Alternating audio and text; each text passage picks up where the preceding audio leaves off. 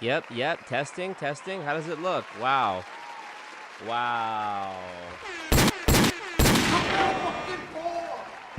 If that Chocolate chip.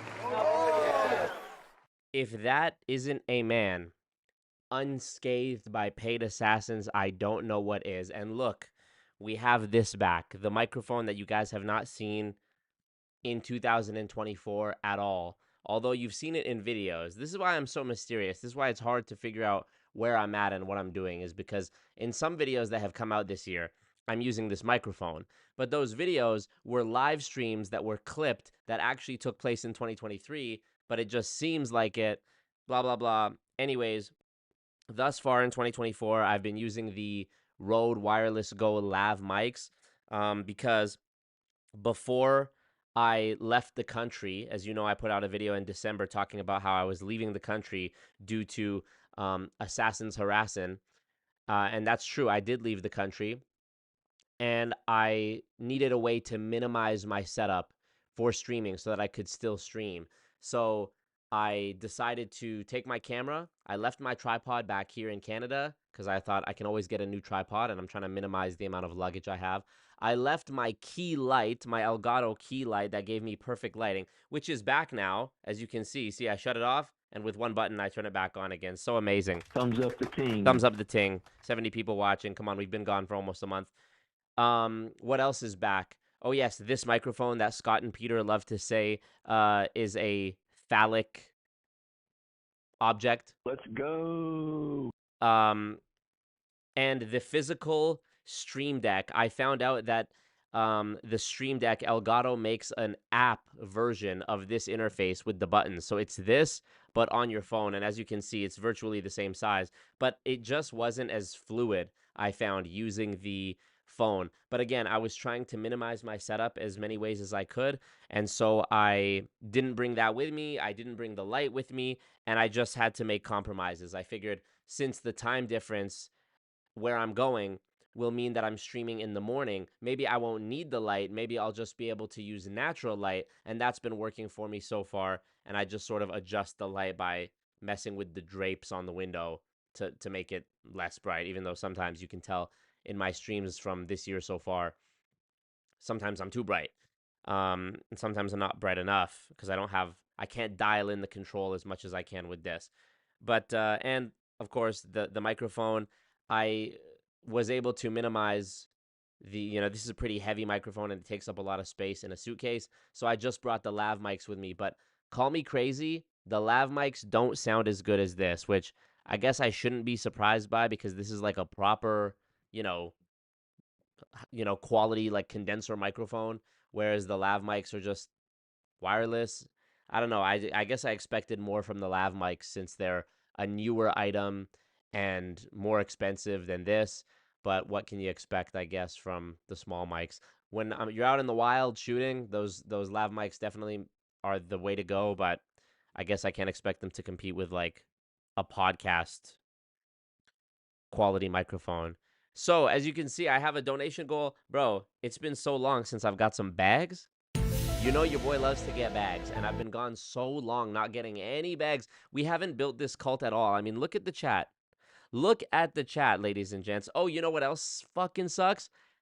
All of the buttons that I use with like my sound effects, and the chat messages where I put the thing where I press a button and it puts a thing in the chat saying better way to donate or whatever. All of that I accidentally erased. So I had to go through and recreate like scenes, like when you see it go like this. What you were about to witness is real. The participants are not actors. When you see that, I have to like build that out using the Stream Deck app and the OBS app. I accidentally deleted all of that. So I'm still working on rebuilding it. That's like the third. I accidentally deleted it before I left Canada as well. And then when I came back, I was tinkering with shit and I accidentally deleted it because I was fumbling with the app version of it and the physical version of it, which apparently they're not connected. So woo, I fucked that up. Anyways, we're back and it looks like the connection is okay for now. I'm probably jinxing it, but hopefully this doesn't cut out. I'm actually just going off straight Wi-Fi right now, which is something I haven't done in years. Actually, I don't know if I've ever live streamed. No, that's not true. back in like 2019, 2020, I streamed just off Wi-Fi without having a LAN cable hardwired. But I ordered a LAN cable earlier today from Amazon that will be here tomorrow. It's like a 20-foot LAN cable, so I can actually hardwire it. Hopefully that makes a difference. But yes, as you can see, for once, for the very first time, I do not have the dono goal as an actual donation goal. I have it instead as a YouTube member goal because we have to build out this cult. I have new videos coming. As you know, if you're a member on Patreon or on YouTube memberships, the new content gets published for you guys first. So big up to that, of course.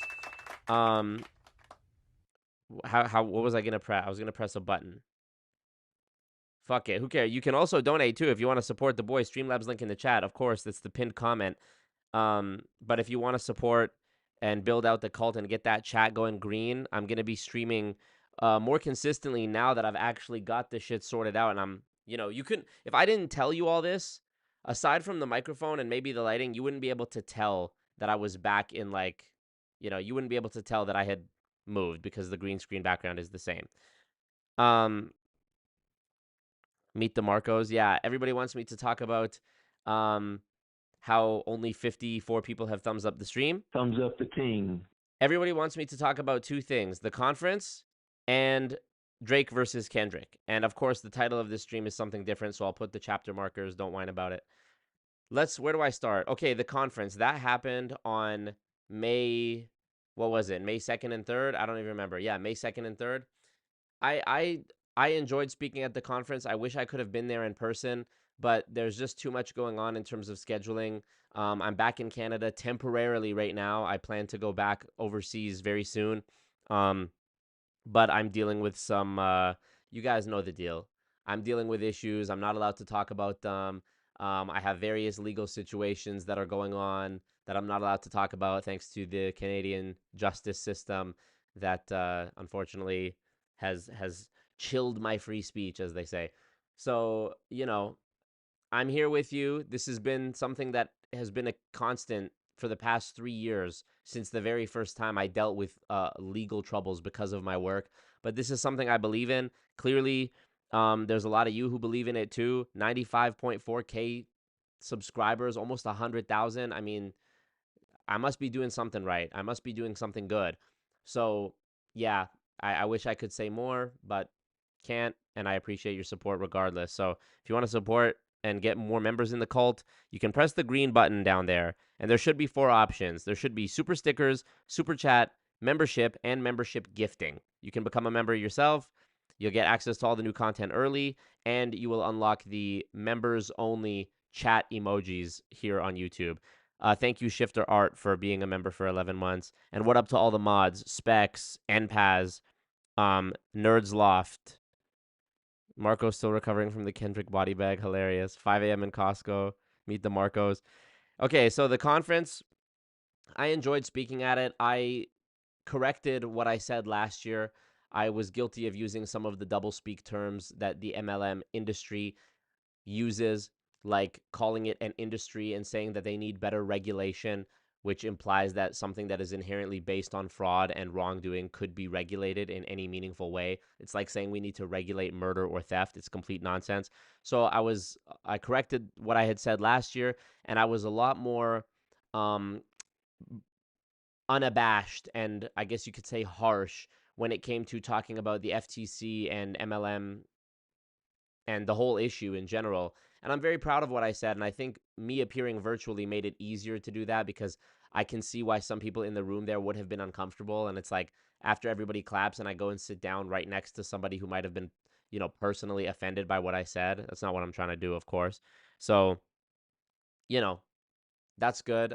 If you missed the conference, that's totally reasonable. I mean, the time zone doesn't work for everybody. I did record my segment, but I recorded it using the Zoom record feature. And when I watched the footage back, I was like, this looks like dog shit. I cannot publish this to my YouTube channel, especially after how last year's speech looked so good. So I've decided, and I was already kind of thinking about doing this, I'm going to re-record the speech I gave and actually make it a nice, proper, video with graphics and whatever else, because I think it's more effective that way as well to show my sources of what I'm talking about, rather than just a 20-minute video of me talking, which was fine last year as well, but you get my point. So that will be coming soon. Bunch of other content coming soon. Thumbs up the ting, of course, of course. Thumbs up the ting. 75 people have liked the stream now. Drake versus Kendrick, I have to also address. Of course, the biggest beef of all time between the two biggest rappers of all time had to happen when I was like unable to stream. But my thoughts on it, bro. Look, I'm not gonna lie to you. This shit was hard. I'm not gonna lie. At the end of the day, Drake is still my GOAT. Okay? Drake is still my GOAT. I'll say that. But I can see why people say Kendrick got the upper hand. And I think Kendrick just had the element of surprise. Drake's, Family Matters, it didn't even get a chance to marinate because Kendrick dropped like 30 minutes later and people were like, oh my God, Kendrick already, he's playing chess. He had this up his sleeve. And it's like, okay, it didn't matter to people that Drake had debunked all of the, ammo Kendrick had went with and said that he had fed false information to him about the 11-year-old daughter that he had and blah, blah, blah. People didn't care. People were just like, oh, Kendrick had songs stacked. And then also the fact that he dropped 30 minutes after Drake and then also dropped that like West Coast type, they not like us the next day. I mean, that made it seem like, oh yeah, he's finished. Kendrick 2 in a row. He double tapped. Never mind the fact that Drake earlier on, when Kendrick took fucking 2 weeks to respond, had posted 2 in a row. But whatever, man. People are always looking for a reason to shit on Drake. People are always looking to bring Drake down, and I'll die for Drake still to this day. Also, when you call someone, I agree, the song goes hard, the Kendrick. When somebody calls somebody else a pedo, there's really nothing you can say at that point. Like, it's gone so far beyond rap beef. Like, think about how long it took for Diddy to be called out, or like for how long R. Kelly got away with like whatever he was doing. The fact that you just like use that, which is a very serious accusation, as like a bar is disappointing to me because it's the lowest hanging fruit. People have been saying that nonsense about Drake since the Millie Bobby Brown thing, which was like 5 years ago now. And Drake even had a lyric on, I think it was Certified Lover Boy or Her Loss. He said like, weirdos in my comments talking about some Millie Bobby. Like, he'd already addressed it. And then Kendrick is like, there's no way to win when someone calls you a pedo. You know what? The damage is done. Either if you deny it, people are going to be like, oh, he's denying it. That's exactly what a pedo would say. And if you don't deny it, people are going to be like, he didn't deny it though.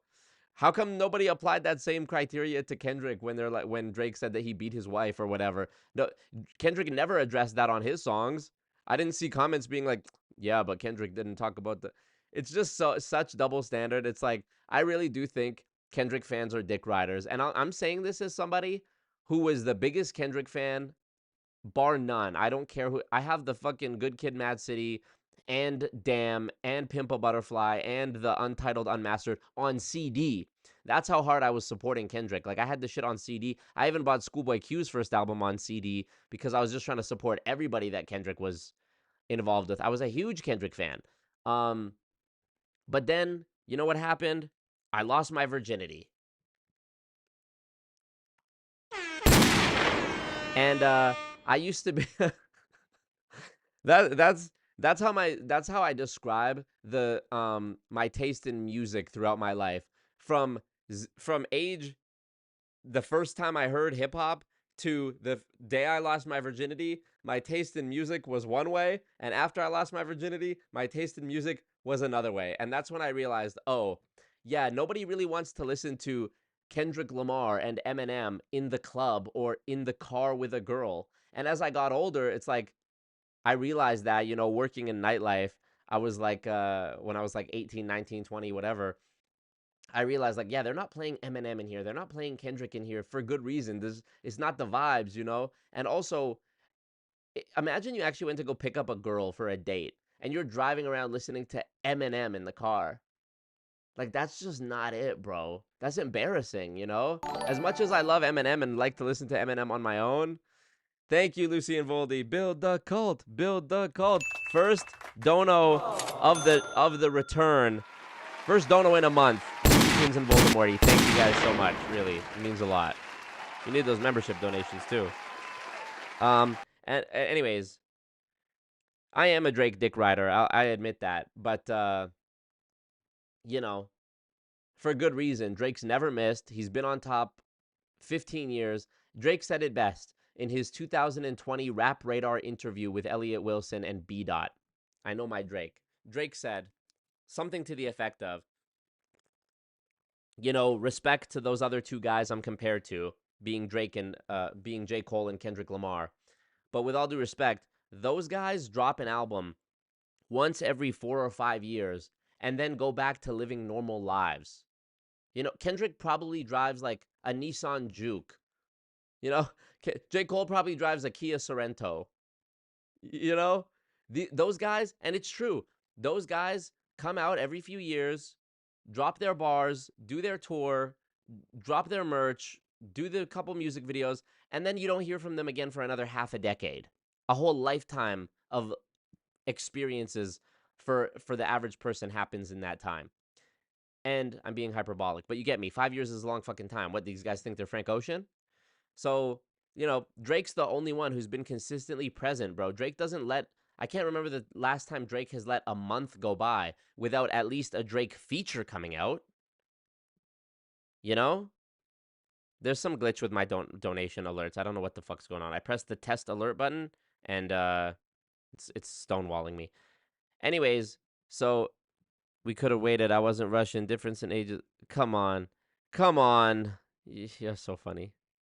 Look, I know it's not the popular opinion. I know I should have come out here and been like, yeah, Kendrick bodied him, lyrical, spiritual, syllable, individual, criminal. I get it, but, it's just not the vibes, bro. It's just not the vibe. Imagine you playing some fucking Kendrick Lamar in the car with a girl. Where are we going? Where are we going to? Are we going to a civil rights rally right now? Respect to Kendrick, every time Kendrick drops an album, like, I'll listen to it, but I'd be lying to you if I said I'm even sliding around in my car listening to Kendrick Lamar even by myself these days. It's like, bro, I am chilling. I want to enjoy music. I want to listen to it. I want to have fun. Fuck all that shit. Fuck all that shit.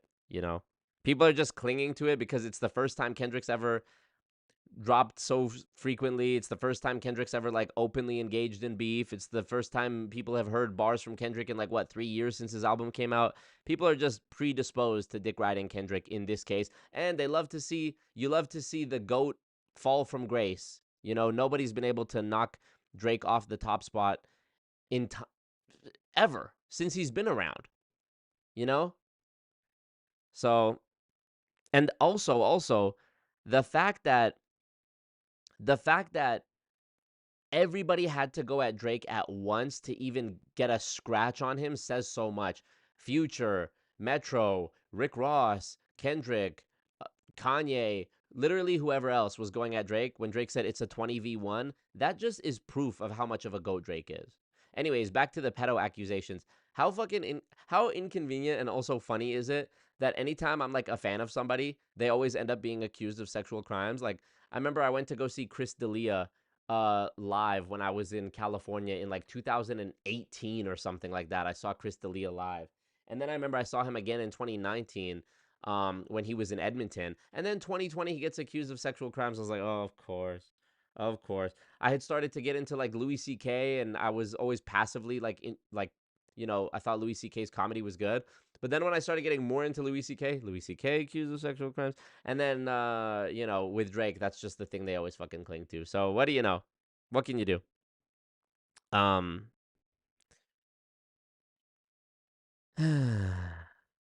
But we'll see. I mean, look, if that's aside from the music, if Drake ends up being convicted in the future of some, something like that, obviously I'm not going to defend that.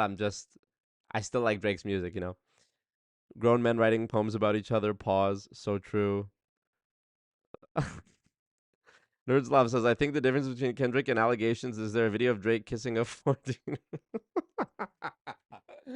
Fuck, man. He didn't know. LOL, me defending him for no reason. The MLM's watching my stream right now, being like, trying to clip this for more dirt on me, just like to reach. So funny. Drake is the goat. Drake is the goat.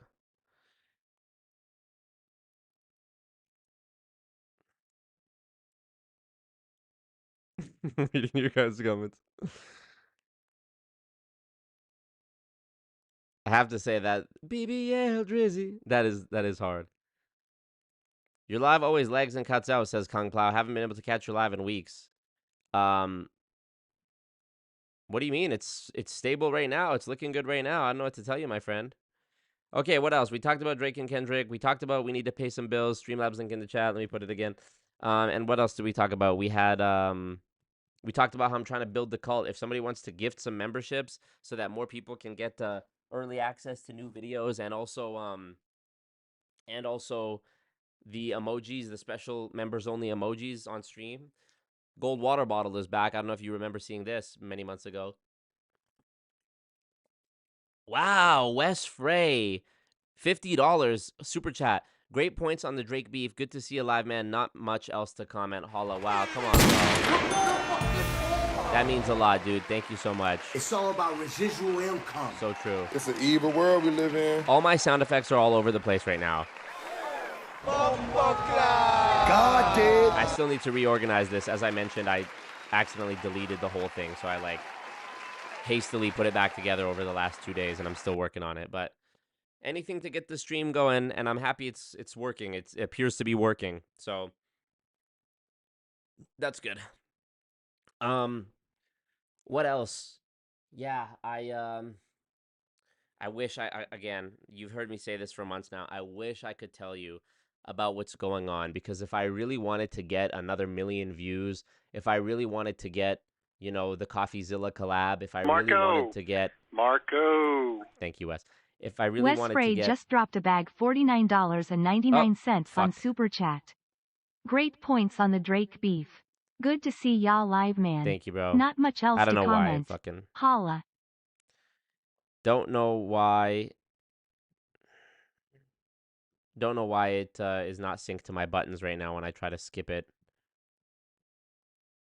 Let me try one thing real quick. If I really wanted to get the million views and the CoffeeZilla collab and the, however many thousands of dollars in donations, I would tell you exactly what I'm dealing with right now, and your jaw would drop and you'd be like, no fucking way. But I can't. Yes! So that's good. I can't because I could go to jail. I can't because I could go to jail, because Canada's free speech is a myth. Yes, yes. Communist dictatorship. Yes, yes. So that's good. That's good. And that's also why I'm very happy to have left the country and to be, I'll be leaving the country again. So, do Scott and Peter still talk about Marco? I haven't listened to them in a while. I was actually debating doing tonight's stream about Scott and Peter. God did. Wow. Bonk note DIDDDDDD. 51 Canadian dollars. Thank you so much, Bonk note. That's amazing. Yes, they do still talk about Marco. Where's the Marco? They do still talk about Marco. They actually have a new episode talking about my conference speech, which we'll need to tune into. I decided not to do that tonight just because it's been so long since I've streamed. I have other shit I want to talk about. We want Ming. We need more Ming. I got you. Coming right up. This weekend I'll do it. Or this week. Maybe Wednesday. I've got to catch up on streams. And we got to catch up on them bags too. It was not cheap to fucking fly back here, I'll tell you that. What else? Okay, shall we get to the main topic of tonight's stream? So, I got a direct message on Instagram, and I'm going to show you who I got the direct message from. Bear with me a moment.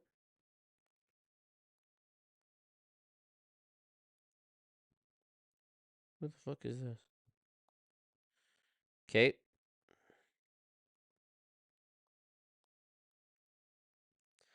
All right, I got a message.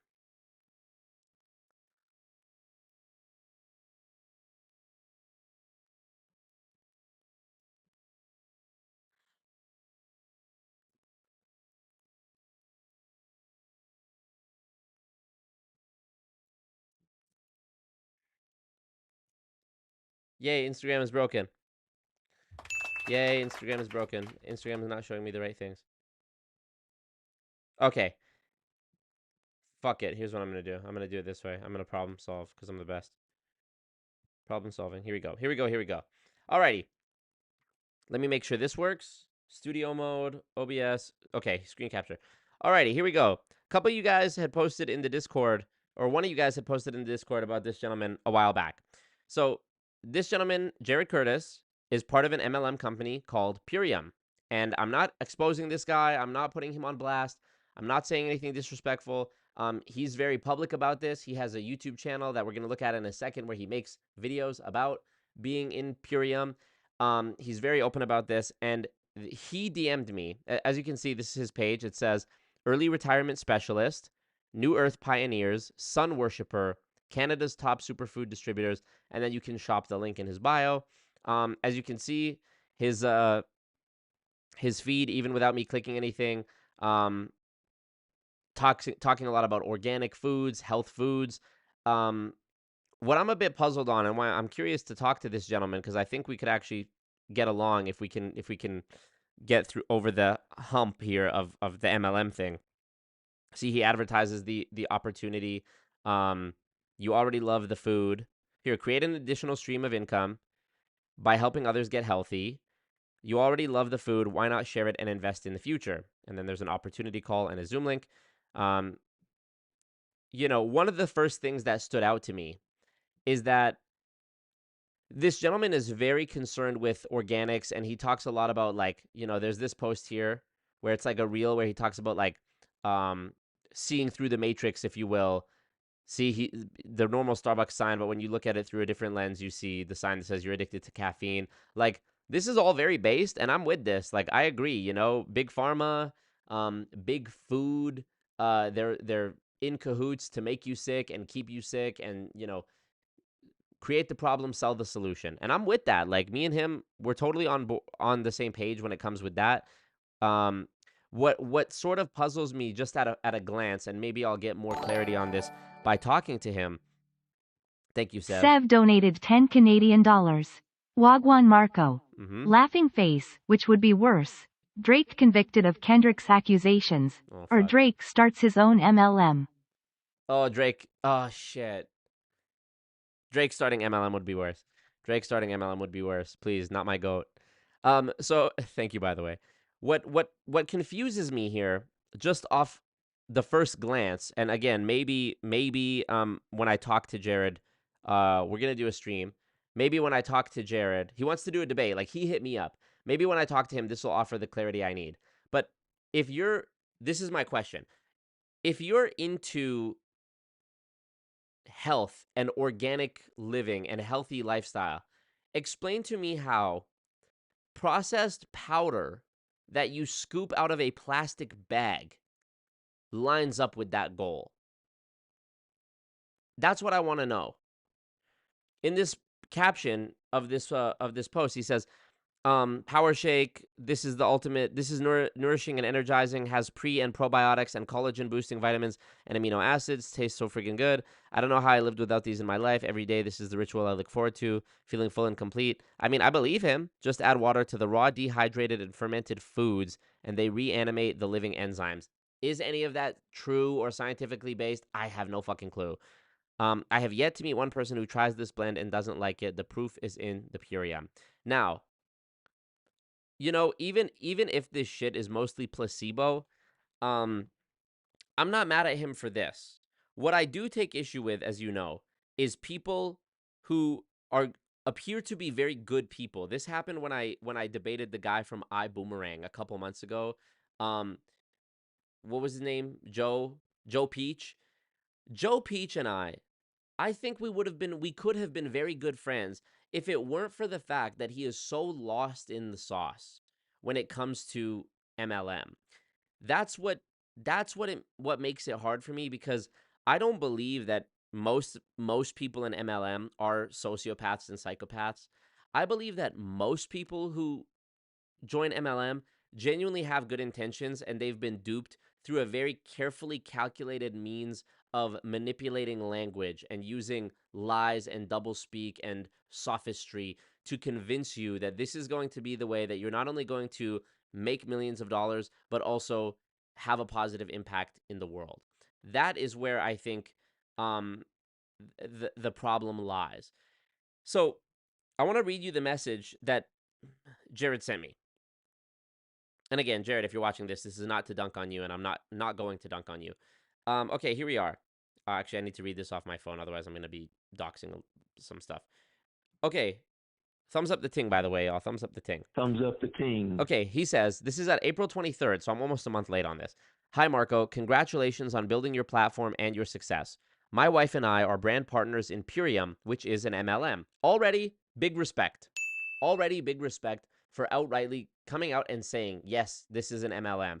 I'm amazed at how many MLMs will not even admit that they are MLMs, despite the fact that they're part of the Direct Selling Association, that they have known multi-level marketing leaders that are in the companies a lot of times, lobbying, etc., etc.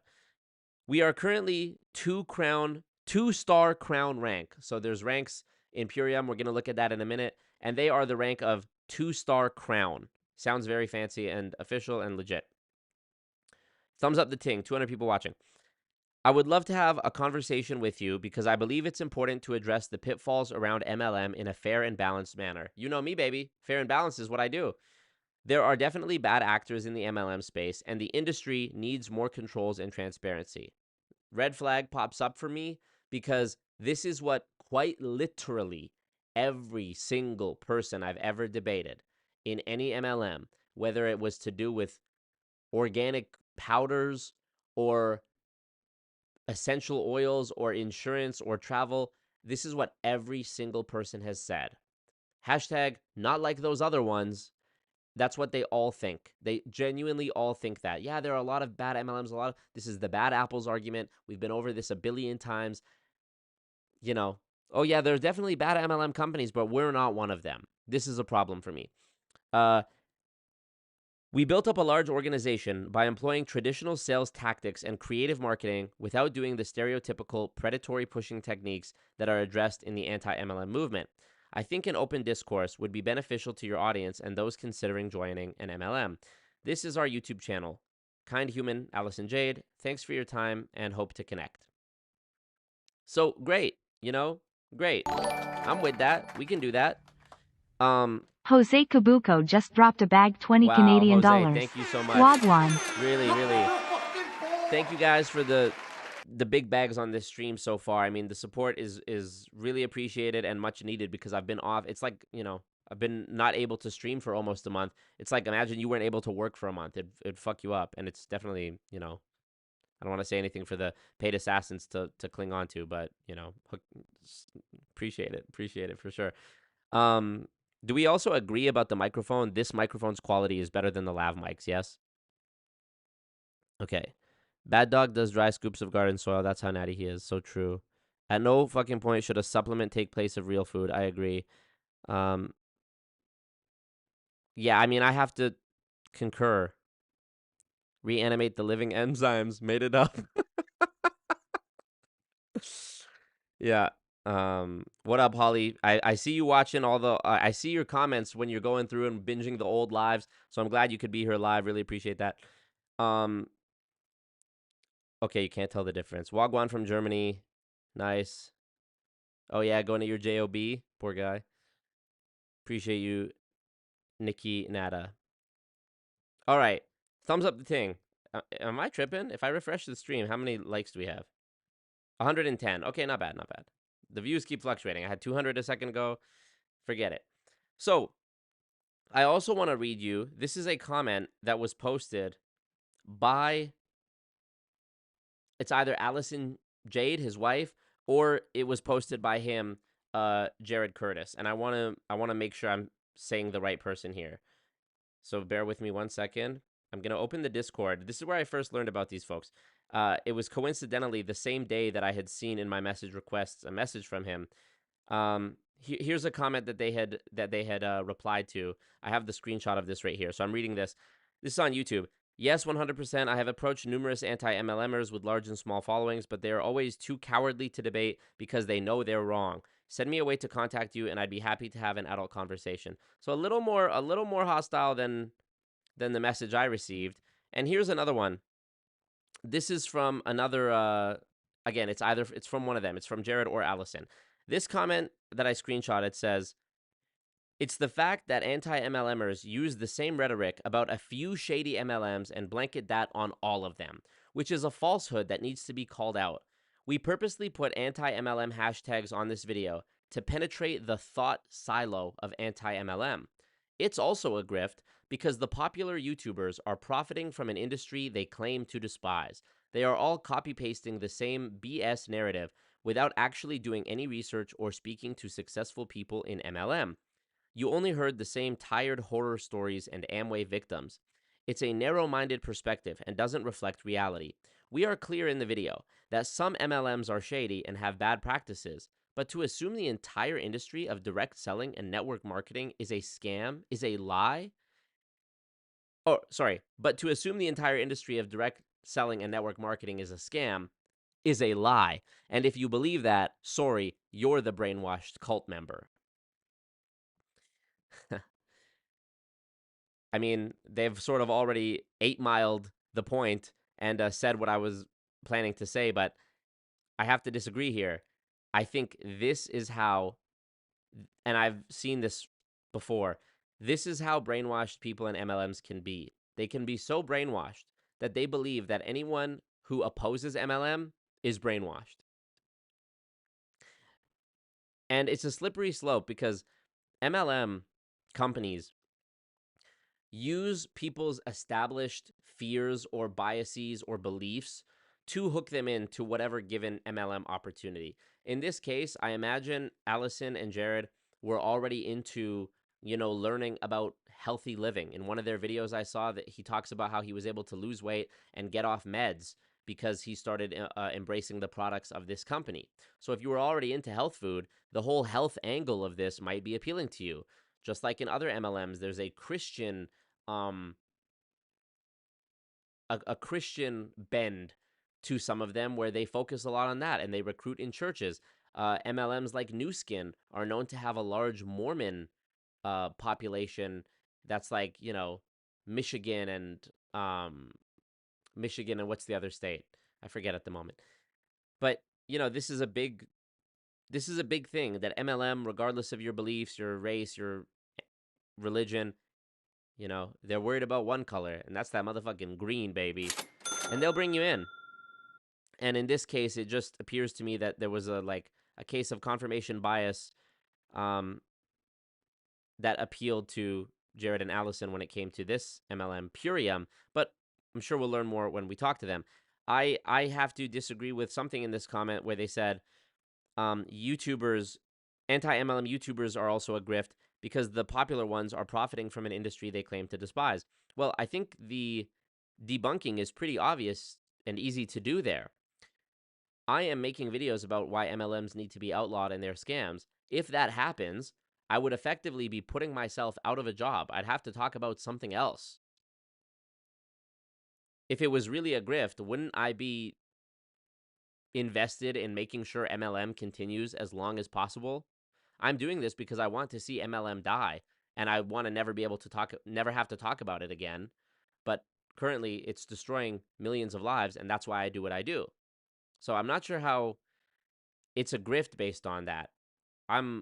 Because I make money, and other anti-MLM YouTubers make money, it's a grift. Well, everyone makes money from their job. Is being a doctor a grift because you get paid? Is being a firefighter a grift because you get paid? Is being a school teacher a grift because you get paid? No, but they all have, they're all keen on getting paid. They're all keen on keeping the lights on and keeping food in their stomach and keeping the heat and the electricity and whatever, paying their bills. Streamlabs link in the chat. So I disagree that it's a grift.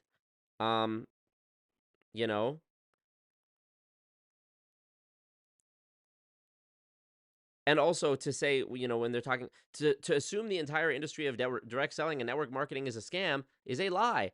And if you believe that, you're the brainwashed cult member. I mean, such a polarized statement already, but every MLM has the same stats, a 99% loss rate. A 99% loss rate. They have 2 videos. We don't have time to watch both of them today, but I'm going to go through them, make notes, and when we approach the debate, I'm going to bring up these questions that I got. One of their videos is called Is Purium a Pyramid Scheme? The other video was called Debunking Anti-MLM Myths. Somebody had posted the link to Debunking Anti-MLM Myths in my Discord a few weeks ago, maybe a month ago, and I started to watch it and I didn't finish it. Today, when I went back to watch it and replied to Jared Curtis's message, I saw that it had been made private. I was confused as to why it had been made private, and so I messaged him and I asked him if he would send me the link to it. So he sent me an unlisted link, and to be honest, his explanation for why it was made private didn't really make sense to me. I'm going to ask him this again too, but his explanation for why he made the video private was this. I said, "Can I ask why you privated your video called Debunking Anti-MLM Myths?" He said, "In the video, there was a clip from the movie Go, and I got a copyright claim. I thought I could just edit it out in YouTube, but it wasn't working. We're planning to do an updated version where we respond to some of the reaction videos that were made. However, I think a better use of our time would be to debate with someone who is anti-MLM rather than a response video." So first of all, let me just tell you this, for those of you who have never made YouTube content, if you get a copyright claim on a video, this is not the same as a copyright strike. A copyright claim does not take down your video. A copyright claim simply says you have copyrighted material existing in your video, and the ad revenue from this video is going to the copyright holder. So if you play a popular song in your video as like hold music or intro music, and it's a Katy Perry song, chances are Universal Music or whatever label owns Katy Perry's music is going to be taking all the ad revenue from that video because you used her song, okay? This happens to me often on streams because I react to a YouTube clip or I react to a clip from a syndicated show or a movie, or I play music and it's copyright claimed. Because of this, many of my streams get demonetized, which is a large part of why I, encourage y'all to support me. But even in those cases, you can dispute the copyright claim and say, hey, this was fair use, or it was just like, it was transformative. I was reacting to it. And in their video, in Jared Curtis's video that he's talking about, where he used a movie clip, I saw the way he used it, and it was a short clip that he used as part of a reaction in a longer video that had nothing to do with the movie Go. So he could have definitely disputed this and said it was fair use and waited a couple weeks, and it would have said, okay, your monetization is good again, all good. There is zero reason why a copyright claim would make a creator private a video. That is completely one's personal choice. There's zero reason. So that reason made no sense to me, and I'm confused and surprised that he used that explanation with me, someone who he knows how YouTube works. So then he says, I thought I could edit it out in YouTube, but it wasn't working. That's correct. YouTube, in the YouTube Studio, has a trim function where you can trim the ends, or you can actually truncate a clip. And you can say from 51 minutes to 52 minutes, I want to remove this segment. And after like 24 hours of processing or however long it takes, YouTube will take it out and then stitch together the two other ends, and when you watch it back, there will just be a skip. It'll just look like there was nothing there, and the runtime of the video will change. Maybe to his, give him the benefit of the doubt, maybe it wasn't working. Maybe there was some glitch where it wasn't working. Sure. Again, there's no reason you would have had to make it private. Then he says, we're planning to do an updated version where we respond to some of the reaction videos that were made.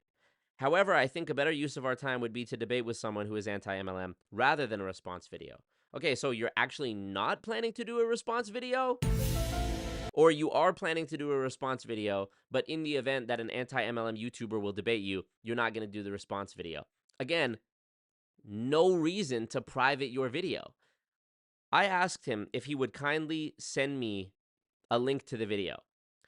So he unlisted the video and sent me the link, and I downloaded the video. So if he makes it private again, I'll still have a copy. And I saw that on the unlisted video, the comments were off as well. What I think happened here, and feel free to correct me if I'm wrong, Jared or Allison, what I think happened here is they probably got so eviscerated in the comments for talking nonsense that they just decided to private the video, and he told me that as an excuse. That's my guess.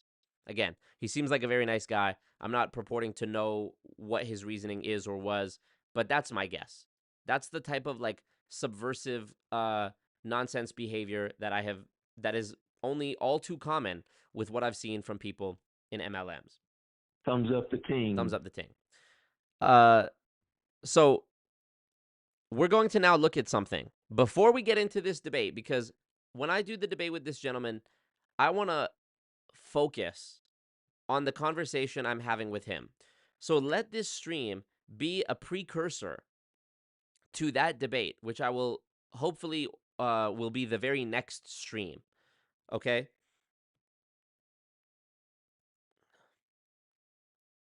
Spec says Purium, more like purely dumb. Boom, Kendrick. Nice.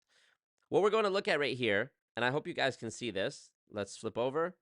Oh, he's the OBS wizard. He did it. This is the 2022 Purium compensation plan and earnings disclosure.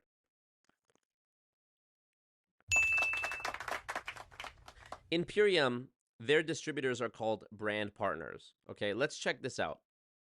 I'm going to guide you through this here because if you look at some of the pages here, this is just a mind-boggling, confusing maze of numbers and diagrams and stipulations and nonsense, really, that I'm sure would make anyone's brain melt. So I'm going to guide us through this here, okay? The power of affiliate marketing combined with the potential of residual income made it up. And here it advertises on the very front of the book, $50 gift codes, fast start cash bonuses, rank advancing incentives, profit sharing pools, lifestyle bonuses up to $10,000 per month. Here we go. The customer program. New customers save $50 or 25% off, whichever is greater, with a gift code. No membership required. Minimum order cost $75. If you're a brand partner, you get every week 20% of the dollar amount paid before shipping and handling and tax. So you get 20% of the base cost off. Okay? On the left-hand column, we're seeing customer savings, and on the right-hand part, we're seeing brand partner earnings. Okay? I'm going to scroll past here because we're going to get to the good stuff. To become a consultant, these are the fast start bonuses.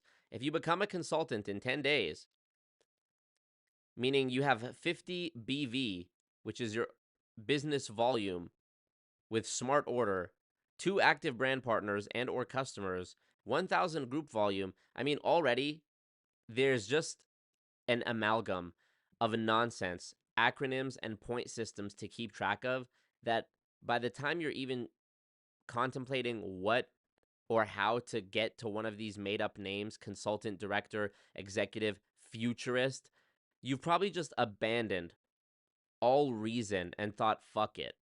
Fuck it. I've described this before. MLMs make their compensation plans so confusing on purpose so that you eventually just bang your head against the wall and give up trying to understand. This is part of the lack of transparency. The language used in these compensation plans and how confusing they make them is part of the deception. Okay? Abandon free thought, abandon critical thinking. Just go with it. Let me skip to the really good stuff. Here we go. Structure and compensation. So here we go. This is actually a simpler model. So here we go. If you want to become an associate, you need 50 personal volume. That's your own purchases. Again, I don't know. I'm sure I can go and look and see how many dollars equate to how many points. But you need 50 points of personal volume, 0 personally enrolled recruits. They call them active brand partners. And group volume of 0. Okay? As it goes up, if you're a builder, you have 1 personally enrolled active brand partner and customer and 300 group volume, and on and on and on. Diamond, moving on to Diamond, this gentleman said they're a 2-star crown, okay? If you're a 2-star crown, you have 200 personal volume, which means you are spending each month on the opportunity. You have 12 people below you. Wow. And 150,000 group volume. If you want to become a diamond, going back here to diamond, you need to have 3 C's. I'm guessing this means you have to have 3 consultants before you. Oh, I see. Yes, makes sense. If you want to be a diamond, you have to have 3 consultants. To be a consultant, you have to have 2 brand partners. So there would be you, there would be 3 people, and then below those 3 people, they would each have 2. Does it look like something you might be familiar with? Pyramid? To become a crown, you need to have 2 diamonds or 1 blue diamond or 50% rule. Again, just mind-boggling, confusing on purpose. More specifications, more specifications.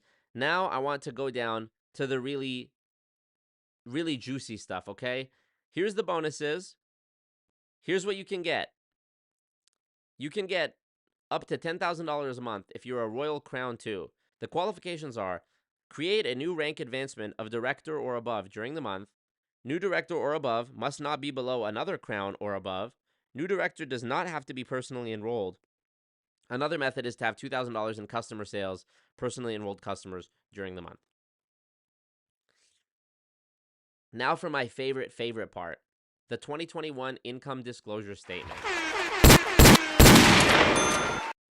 Partnering with Purium provides a platform to spread economic freedom, remember that, and plant-based wellness for those able to dedicate just a few hours a week or those seeking a full-time career. Becoming a Purium brand partner will be a rewarding opportunity that will allow you to unleash your entrepreneurial spirit while making a difference. 2021 monthly and weekly commission data. Below is a summary of the commissions earned by brand partners under the Purium compensation plan. These figures do not include the value of trips, recognition, non-cash prizes, and complimentary products earned by brand partners. All figures are in US dollars. In 2021, 49.77% of brand partners received commission. Already, we begin to scratch our head. 49.77%, nearly 50%, nearly half of all brand partners received commission. This means half of all people who signed up didn't earn anything. Sev said, okay, so if I roll a d20 for my BV check, what number do I have to hit for my fast start bonus? Also have a +1 modifier because I drank the Kool-Aid. Literally like calculating Dungeons and Dragons. If my BV is higher than my GV, what's the chance I have cancer? Hilarious. Okay. I want to show you something. Just so you know I'm not bullshitting here.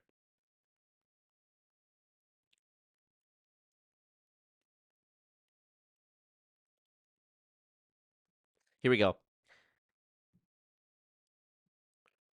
Here it is. Okay. I'm not going to show you this just yet. Just keep this in mind. 49.7% of brand partners received commission. All right? Here's the chart. This is the weekly. Actually, let's do the monthly. Monthly is easier to wrap our head around. Monthly brand partner earnings by rank. Okay, the highest commission received in the rank of associate, the highest anyone earned in a month was $128. The highest anyone earned in a month for being a 5-star crown is $41,000. Jared, the guy who messaged me, says he's a 2-star crown. The highest anyone who was a 2-star crown earned was $28,000. The average monthly commission for someone who is an associate was $5, and the average for a 5-star crown was $38,000. With the lowest for a 5-star crown being $33,000. Seems pretty good, right? The average percent of all brand partners who reached the rank of 5-star crown was 0.01%. Okay? 4-star crown, 0.01. 3-star, 0.02. 2-star crown, 0.03. Now, I don't know how many people are in Purium. I Googled it to try to look it up. But keep in mind, whatever the number is, let's just hypothesize that it was a huge number, like 100,000. We already know that half of those people are not earning anything. So now we're down to 50,000. 50,000 times 0.01 is 500. 500 people, 500 people is reflective of 0.01% if there's 100,000 people in the company, or rather 50,000 who qualified for this. If I just did all brand partners, 100,000 times 0.01 is 1,000 people. So here we go. Average percent of qualified brand partners per month, 0.06%. Mind you, the majority of people didn't earn anything, as we'll see in a moment, and most people are at this rank of associate. Not most, a third. 31.6% of people are at the rank of associate, where the highest monthly commission earned was $128. So 50% of the people earned nothing. 30% of the remaining 50% earned at most $128 in a single month. All right. It gets worse. It gets worse. Here in the fine print that we have to zoom in to read is where we see the actual juicy truth. And in case this is too small, let me make this a little bit bigger for you guys so you can hopefully read this. But I'm going to read it out to you because I'm such a kind and generous emperor, okay? I'll make me bigger too so you guys can have some of that. So I have some of that to look on. All right. The income statistics above are for all United States Purium brand partners who were eligible to earn downline commission. 98% of the launch packs in 2021 were complimentary based upon a brand partner purchasing a featured product pack. Meaning, if I search on this document, launch pack, an alternative method of earning the lifestyle bonus is to enroll three new brand partners with a launch pack during the month. I'm guessing a launch pack, and I say I'm guessing because in lieu of clear communication, there's no way for me to actually know, but I'm guessing a launch pack is like your starter kit. And by the way, just so we know what we're talking about when we talk about these products, here is the page that I want to show you with one of these one of the lifestyle subscriptions they sell, okay? They call them lifestyle subscriptions. I want you to guess how much this is. I'm going to show you an image, and I want you to guess how much this is on their website, okay? Just so we can put into context the value of what we're talking about. Here is the image. We see 4 bags of this Power Shake Appleberry powder, 2 bottles of this Super Amino, I believe these are supplement pills. Super Cleans are a parasite cleanse. Another bag of Biome Medic, supports healthy gut microbiome. A Poth cherry flavored drink, and a Purium water bottle. I want you in the chat, ladies and gentlemen, to guess how much this costs on Purium's website, using all of the experience you have as a consumer of products in North America. Go ahead and guess. If I have it, this would be a perfect moment for me to play the Jeopardy sound effect, but I don't know because I deleted all of my sound effects. I don't know if I actually have it on here. I don't see it. That's okay. Just take a second and guess how much Money. it costs. Got it? All right, I see the chat. I see the chat saying 300, 200, 250, 250, 250. Nice. Here is how much this kit of goods costs from Purium's website. $480 US.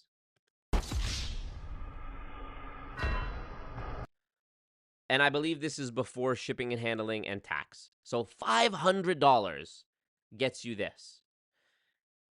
You can, Purium giving away information. Here you can look at the nutrition label of these items. Let's look at here, looks like their popular powder, Appleberry. Let's look at the Appleberry nutrition logo. Here we go. Appleberry has, in one serving, 4 grams of fat, 55 milligrams of sodium, 19 grams of carbs, which breaks down into 5 grams of fiber, 2 grams of sugar, 7 grams of protein, and then all of this stuff in the smaller concentrations. Call me crazy. I'm not a dietitian. I'm not a health expert. I don't even know what I'm talking about. But I feel like I could go to the supplement section of like the grocery store and get the equivalent of all of these products for maybe a third or at least half of all this. Thank you, Thomas Miles, for the dono. This is $500. Okay? It says if you're a loyal customer, you get it for $360. You save 25% by ordering each month, is what it says right here. Let's go back to the compensation plan, okay? 98% of the launch packs in 2021 were complimentary based upon a brand partner purchasing a featured product, okay? An active brand partner is defined as a brand partner who earned at least $10 of commission. Brand partners who were inactive in 2021 accumulated less than $10 of commission. Thank you for spelling it out. The average annual income for all brand partners, active and inactive, so everybody who paid, was $1,280 for the year. Let's stop right fucking there.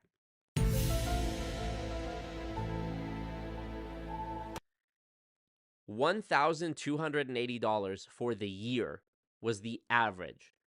Meaning, and this is how you calculate an average, boys and girls, you take the amounts, the different amounts that you have.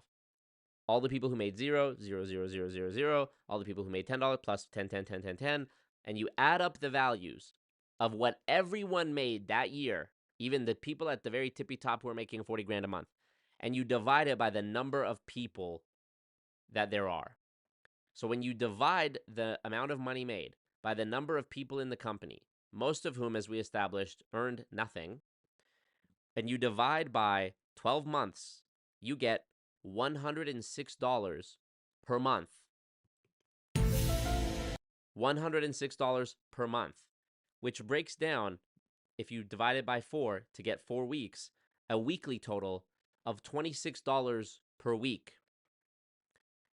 Mind you, $26 per week is before expenses.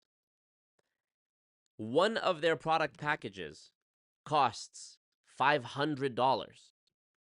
So if you bought this kit for $500, your new starting yearly average, assuming everyone paid this amount or around this amount to get in, let's just hypothetically say, for the purposes of us trying to deductively calculate what the real numbers are, since they don't provide it, let's say everyone bought in for around $500, okay? So we'll take the yearly average of all brand partners, which was $1,280, and subtract 500. We're now left with $780. If we divide $780 by 12 months, the new monthly average, the more accurate monthly average, is $65 a month, or $16 per week. Now, I want to remind you that at the top of this income disclosure statement, it said, partnering with Purium provides a platform to spread economic freedom and plant-based wellness for those able to dedicate just a few hours a week, that's the low end, or seeking a full-time career. Becoming a Purium partner will be a rewarding opportunity that allows you to unleash your entrepreneurial spirit while making a difference. I am going to go so far as to say that I think saying, for those able to dedicate just a few hours a week, becoming a brand partner will be a rewarding opportunity, is blatant false advertising. Because when I factor into my calculation of average earnings, even the conservative estimate of a $500 startup cost, we see that the weekly average earnings was what, $16? $780 divided by 12 divided by 4. $16.25 per week. I could see maybe 1 hour of work being worth it for $16.25, depending on your situation. But a few hours of work to earn $16.25, I think that saying platform provides a platform to spread economic freedom and it will be a rewarding opportunity.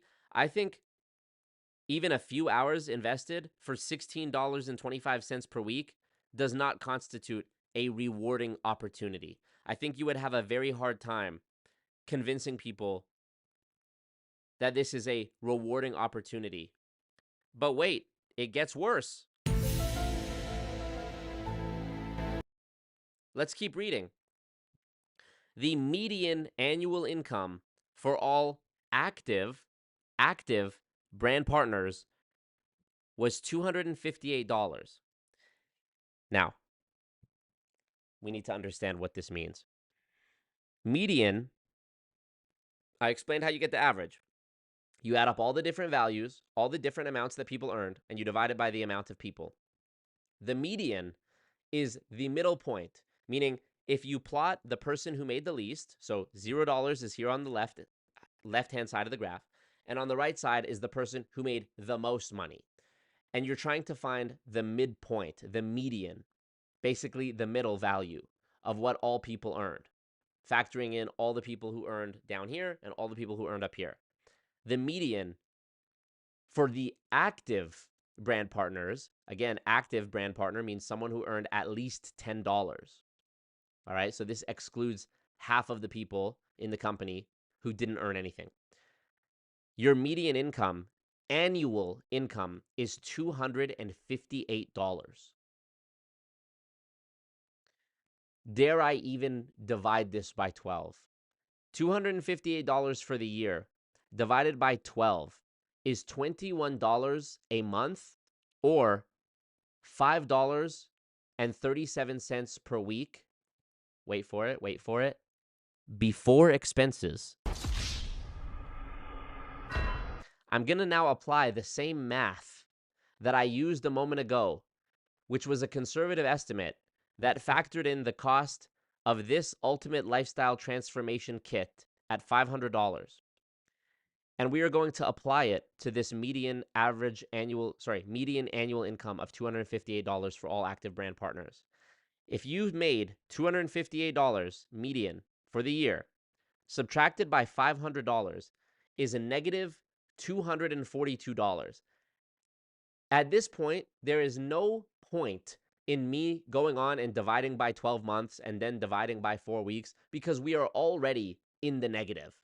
So what we would be calculating is not how much you're making per week or per month, but how much you are losing per week or per month. But wait, it gets worse. In 2021, 50.23% of all brand partners received no income at all.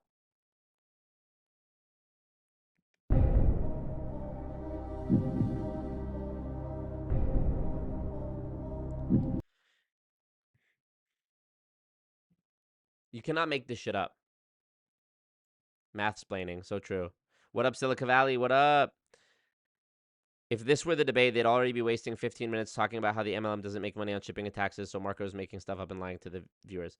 Thai Nation said absurdly overpriced. I mean, hey, I think so. No parasites, that's priceless. But Marco, you don't want to let the price of these products cost you $1 million a year, do you? But shake enters the body. Parasites. Brace for impact. Abandon ship, right?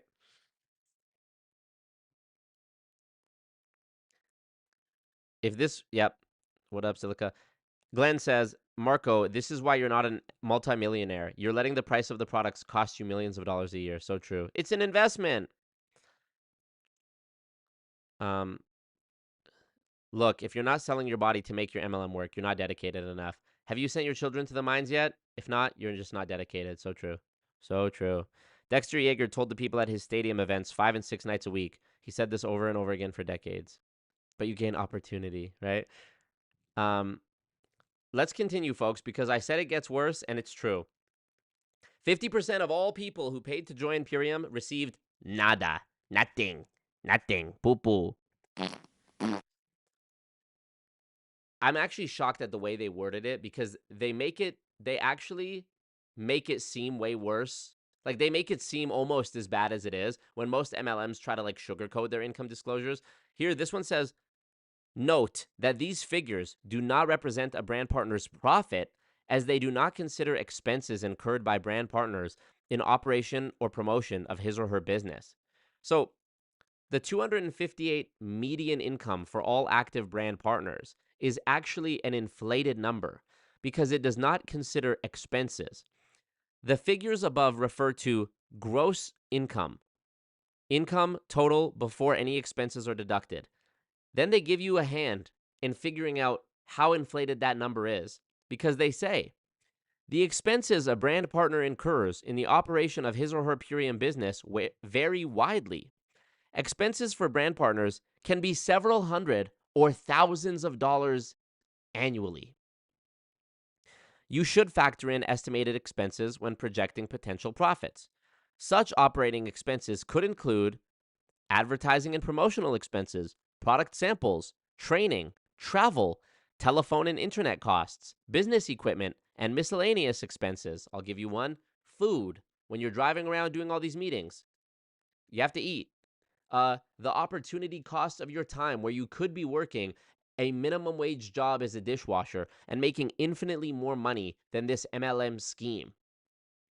The opportunity cost of the time that you are spending trying to recruit people into this nonsense and spending time on Zoom meetings, listening to the hype ups and regurgitating the hype ups. You could be doing literally anything else with your time. The earnings of the brand partners in this chart are not necessarily representative of the income, if any, thank you, that a Purium brand partner can or will earn through his participation. These figures should not be considered as guarantees, thank you. Any representation or guarantee would be misleading.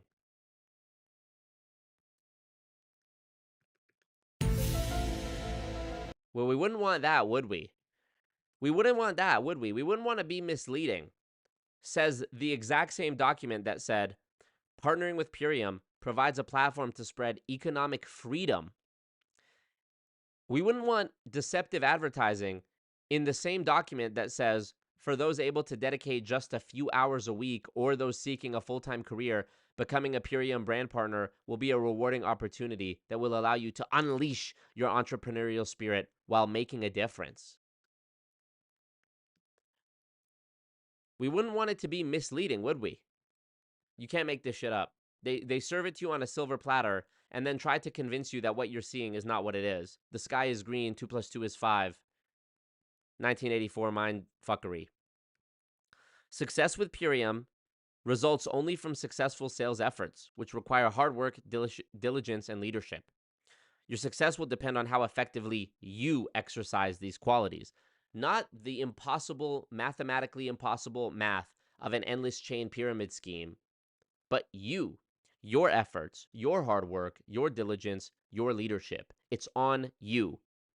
Not me, you. Please note that many Purium promotions reward QV that help to rank advance, but do not include CV for payout. Great. Thank you for that clarification.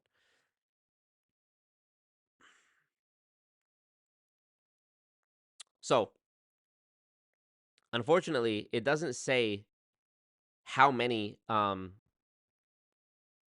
people are in this company. But I can already hear the voices of the Purium brand partners hollering back at me, and perhaps we'll experience this same thing when I do the debate with Jared and Allison, or Jared or Allison. They might say to me, but Marco, you can't look at that because the active distributors, you're looking at the active distributors and going, okay, well, this average earnings is misleading because you saw in the income disclosure it said 50% of people, or 50.23% of all brand partners received no income at all. But you have to keep in mind, Marco, a lot of the people just sign up so that they can get the discount because they really love the product. They have an answer for everything. So to that, I will ask you this. And I have to ask the audience at home this. I can't ask the people in the MLM this because they're obviously not an unbiased party.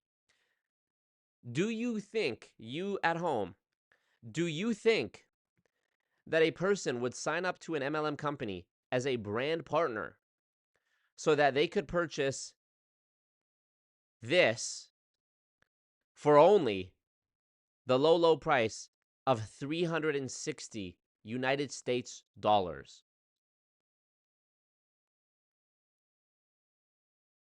When I asked you guys in the chat how much you think this kit of stuff is worth, the highest answer was $250, if I'm not mistaken. Might have been 300.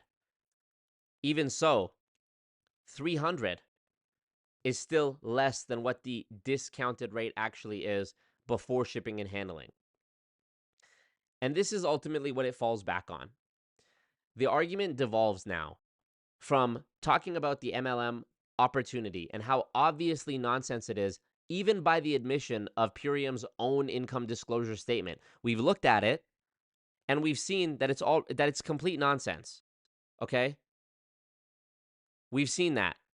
Majority of people, 50% of all brand partners received no income at all. Half of the people received zero.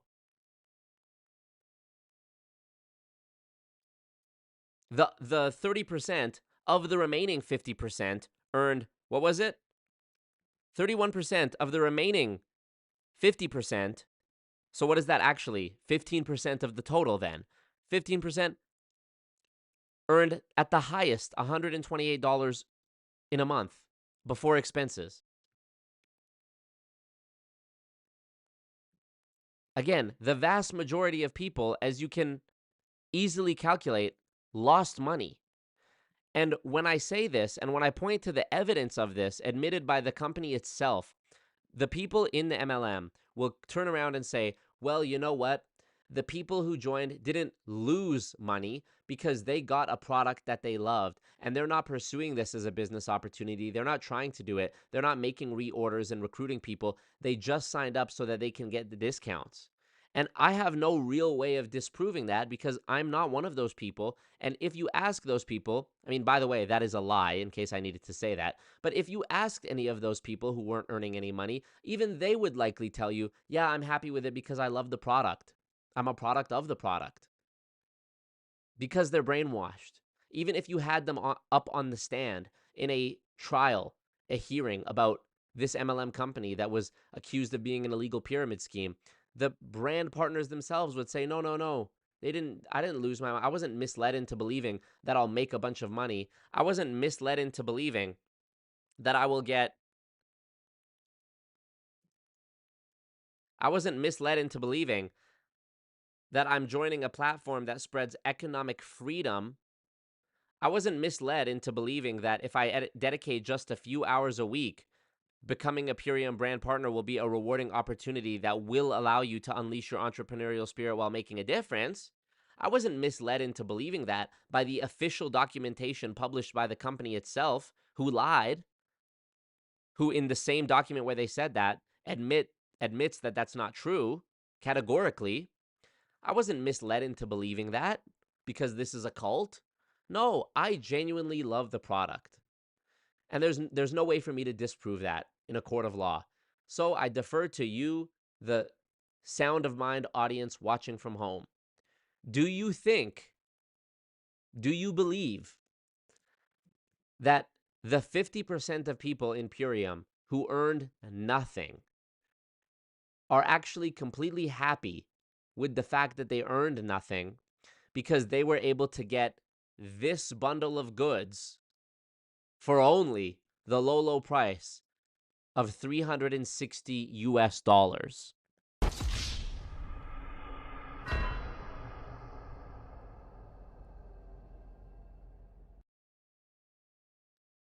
Literally, I rest my case.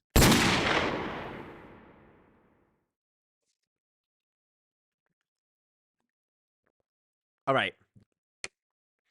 I want to read your guys' comments now.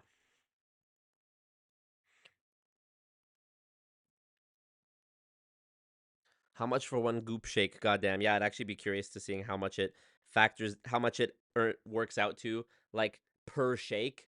If the bag gets you, 30 scoops or 30 shakes, and the bag costs, $80, how many is, I'm sure I can actually find out. You know what? Now that you put the idea in my head, Silica Valley, let's calculate the cost for one shake. Why not? Fuck it. All right, here we go. This is their where's the apple berry? Apple berry. The power shake. This is what I want to see. Okay.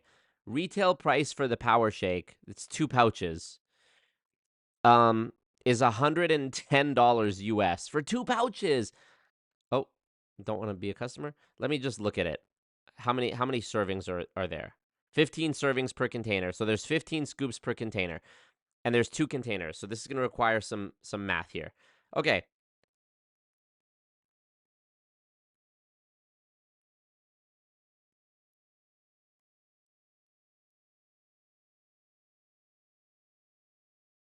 Okay.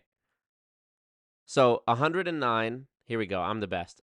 Let's just call it 110. 110 divided by 2. So $55 per pouch is what it works out to. And there's 15 servings in a pouch. So let's divide the $55 cost by the 15 servings that are in there. It works out to $3.67 per scoop. Call me crazy, but that seems high. No? Thank you, Violet. Was it Violetta or Violet? Thank you. Finally, somebody has joined the cult. Can we get some memberships gifted so that we can get even more people in the cult? Come on, y'all. Okay, let me continue on with your comments here. My sources say they have under 500 employees. Well, employees might be different than brand partners. Let me do one more Google search. How many brand partners in Purium?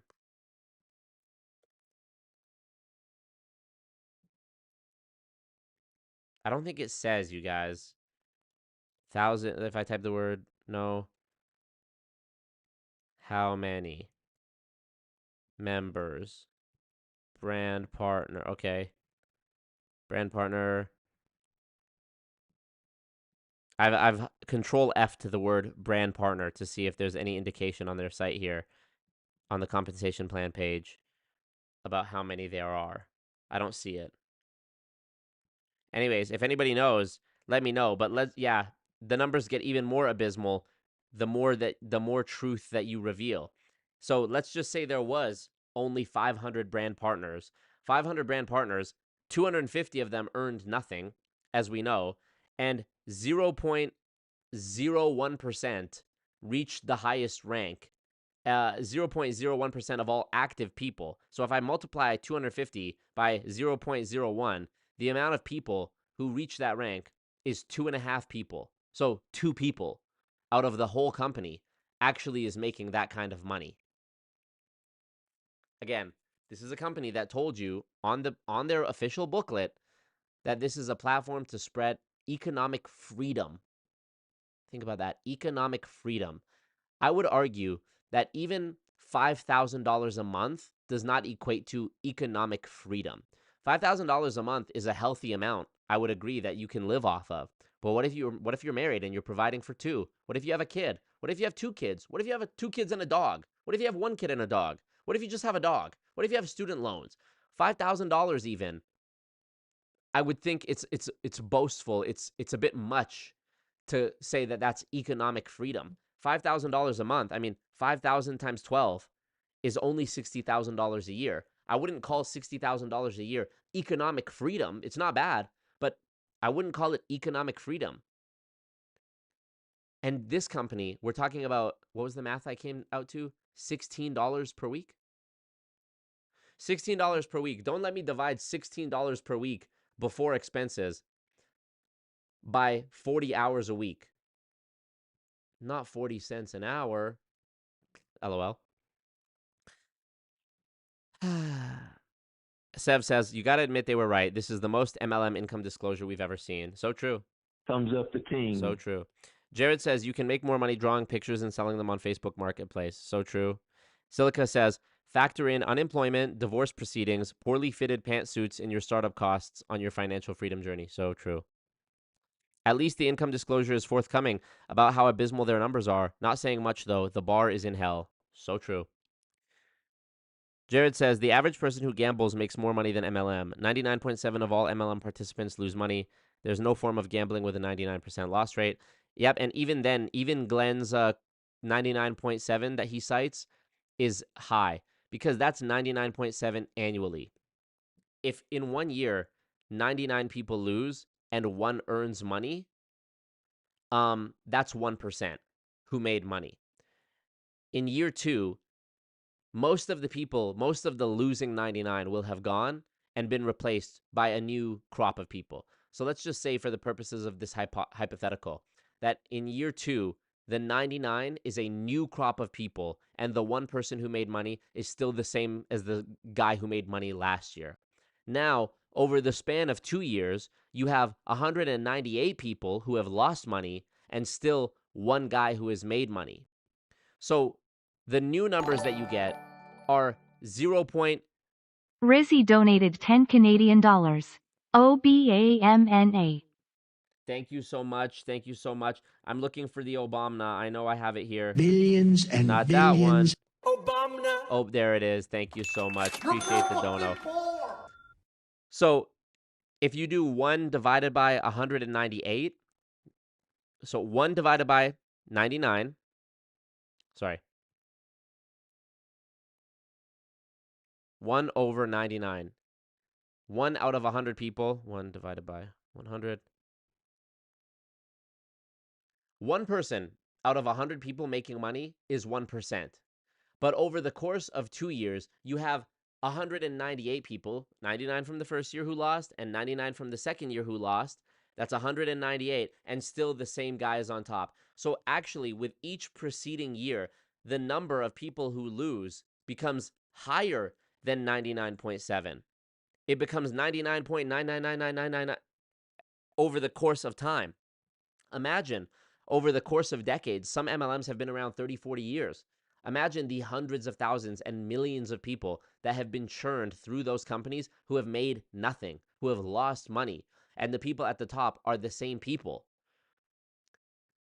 It's an eye-opening, earth-shattering, ear-melting, jaw-dropping conclusion and realization that you come to, which is that something like 99.999999, enter the Ali G scene where he's saying, could a calculator ever calculate 9999, whatever, insert that scene. The number becomes virtually 100% of all people will lose money.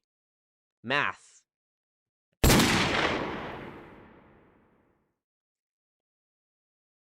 Jared and Meredith are grandstanding for MLM now. So true. Bad Dog says you could buy way better supplements than that for a quarter of the price. I agree. And the fact that this guy reached out to me, one of the biggest, if not the biggest anti-MLM creators, to debate me is a sign of how truly brainwashed these people are, that their hubris has grown to the point where they actually believe that they are the one who's going to prove me wrong.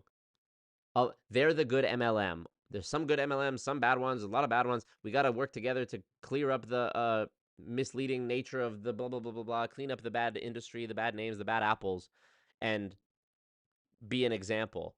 These people really think they're going to come onto my YouTube channel in a debate, prove me wrong, prove my audience wrong, and be the ones. This is literally what every single person in an MLM who's offered to do a debate with me, this has been every single one of their stance, without exaggeration, every single one. Silica says, when you make them... Whoa! Beyond? Marco came back with a slam. BEYOND tithed $100 to the cult. Wow. High Voltage Marco came back with a slam to fight the sinister pyramid scam. With a wink and a nod, he broke their facade and sent them all on the lam. Bars! Bars. Wow. Chocolate chip. It's all about residual. Thank you so much, Beyond. Wow, that's a big bag. And it's bars. Marco came back with a slam to fight the sinister pyramid scam. With a wink and a nod, he broke their facade and sent them all on the lam. Don't tell me that boy ain't spitting. Don't tell me that boy ain't spitting now. Thank you so much, Beyond. I hope you're doing well. That's crazy, bro. Big bag. I love seeing that red in the chat. Look at that. Violetta, thank you. Welcome to Executive Team Leader. Thank you for being part of the cult. I'd love somebody to gift some memberships so that we can get more green in the chat. I love that. More green usernames. When you make no bag, people will say, I joined for the memories. I joined for the tasty slop. Money is temporary. Non-GMO, plant-based, free-range friends are forever, right? Another one? Sev donated 10 Canadian dollars. Beyond's bag deserved a bag. Beyond's Smiley bag deserved face. the bag. That stonks right there. That stonks. Thumbs up the king. Marco. Do you like me? Thank you guys. Appreciate that. That's compounding right there. I've almost made the median yearly income for an active distributor in Purium just with Beyond's donation. That's amazing. This is all a grift.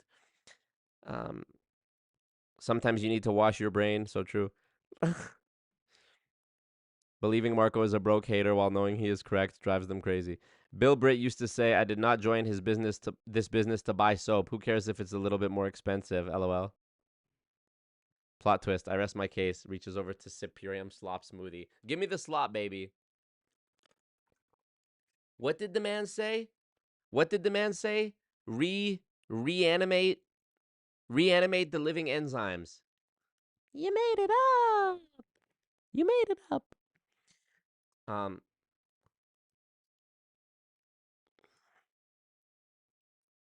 Locked in a trance. So true. Thank you again, Beyond. That's amazing.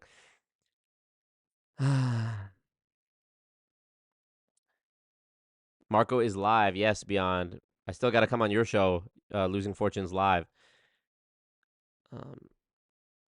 MLMs don't like employees. You have to pay employees. You don't have to pay IBOs. So true. As a matter of fact, they pay you continually. Why do goons watch and not like the video? So true. 60,000 is the new 30,000. So funny. Before you get real rude to me. Well, Marco, it's not Amway and Primeric. Can't say that. Can't say that. What you were about to witness is real. Oh. The participants are not actors. Uh-oh. They are actual litigants with a case pending in Uh-oh. civil court. Both Moving parties on, agreed moving to on. drop their claims. Oh, moving on. But Marco, it's not Amway's fault that 99% of IBOs are lazy. So true. It's been too long since I've streamed. I'm slipping. So true. So true. Fuck yeah. Even give you a poem. So true. I tried to gift, but it's not working. So SMH. I love watching Marco debate crazy brainwashed MLM defenders. So true. Bag wars? I love a bag war. It's been so long. Nervously looks around. Y'all want to cross bags? LOL. After they fail for years, they say I did not join for the money. But Bill Britt said on 60 Minutes, I joined this business for 5 reasons and 5 good reasons. Money, money, money, money. And can anyone guess what the last one is? Money. If you said money, you're correct. Appreciate you. Appreciate you, Beyond. It will return. I've been getting that bag at a new job. Fuck yeah. Fuck yeah, you stupid fucking asshole. Thank you. Fuck yeah, you stupid fucking asshole. I can't even say fuck yeah without thinking of that now. That line about joining the business to make money has been copied by countless numbers of MLM gurus over the last 5 decades. So true. So true. Thank you, Tretino. Someone shouts bitches from the stand. I almost don't want to watch this debate, LOL. Right? It's going to be a body bag. I want to also show you. Have you guys seen this clip? Trump cash. Fuck yeah, I'm not even going to play it. It's one of those clips where Trump, after court, he comes out and he's talking to the media from like 30 feet away. And one of them was after he got ordered to pay like the $400 million or whatever.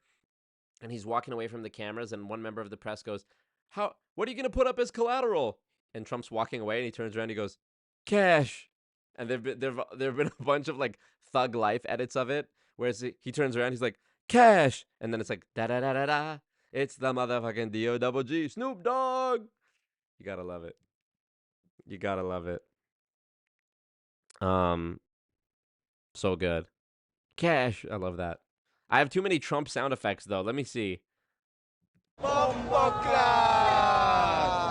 It's an evil world we live I in. love that one. I love that one. You know which one I haven't hit in a while either? Later. No, not that one. That's the same here later. That you could I'm not a loser. This one. Billions and billions. So, baby, how good was that? Trump saying, "So baby, how good was that?" Obama. Because you'd be in jail. Because you'd be in jail. That's a great one. That is a great one. I forgot about I'm Gonna Come. That's a good one too. I'm Gonna Come is iconic. Yep. Facts.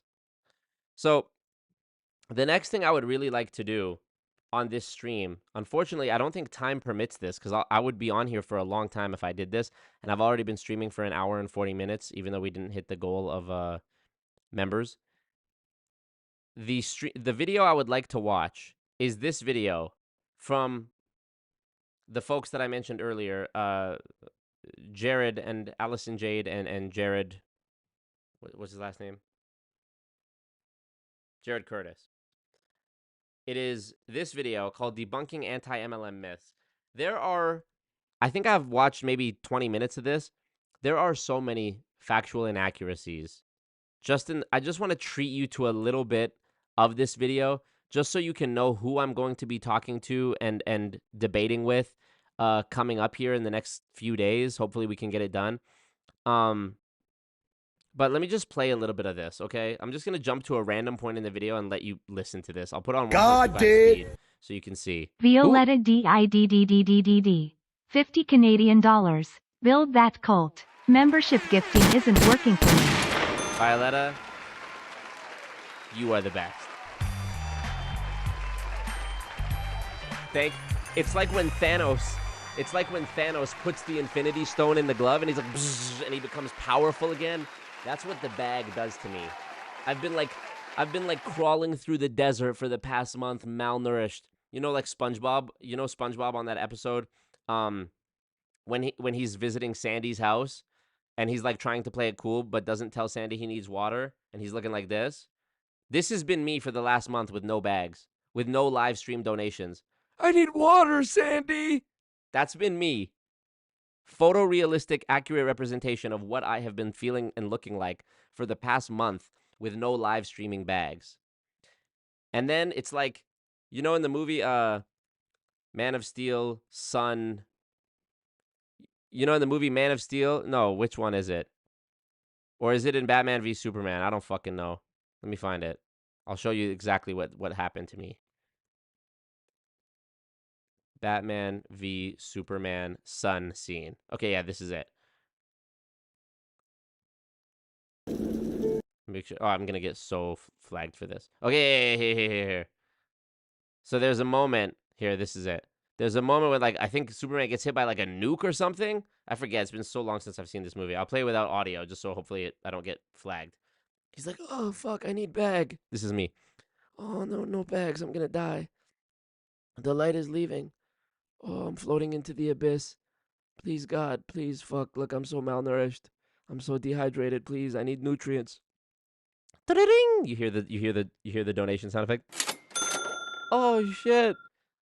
Oh. There he goes. Soon as the bag hits. That's me. That's been me. That's what happened. So thank you for that, Violet. I appreciate that. You want to see you debate Vince again? He has been raging against you. Buddy, I forgot about Vince. That's how irrelevant it is. He had messaged me some shit on Instagram. Bro, he messaged me long paragraphs. I don't even fucking read them.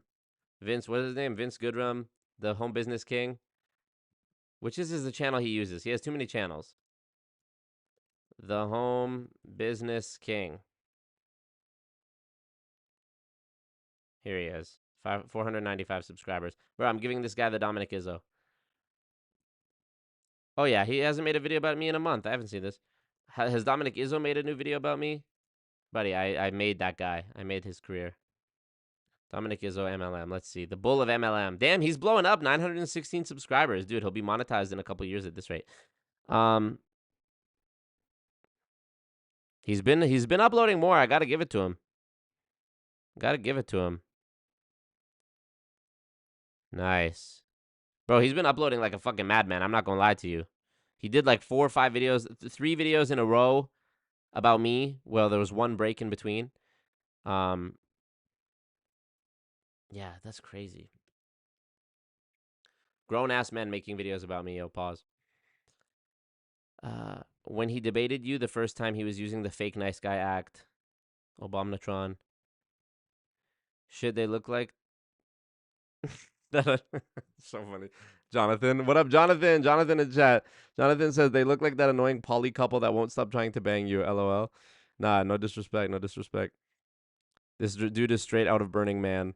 Oh yeah, sorry. We were gonna watch this for a sec. And a good pitch man who could sell anything, you know. Energy doesn't lie. Like trust But your it's still something where we didn't come from that place. Most people don't have that in them to be pushy salespeople and convince someone to buy a ketchup popsicle because they're just so good at it. Like we don't do that, and I don't really like. This is not something that interested us ever. We were actually working. Jared was working a very cushy job. There was no problem with. We weren't looking to.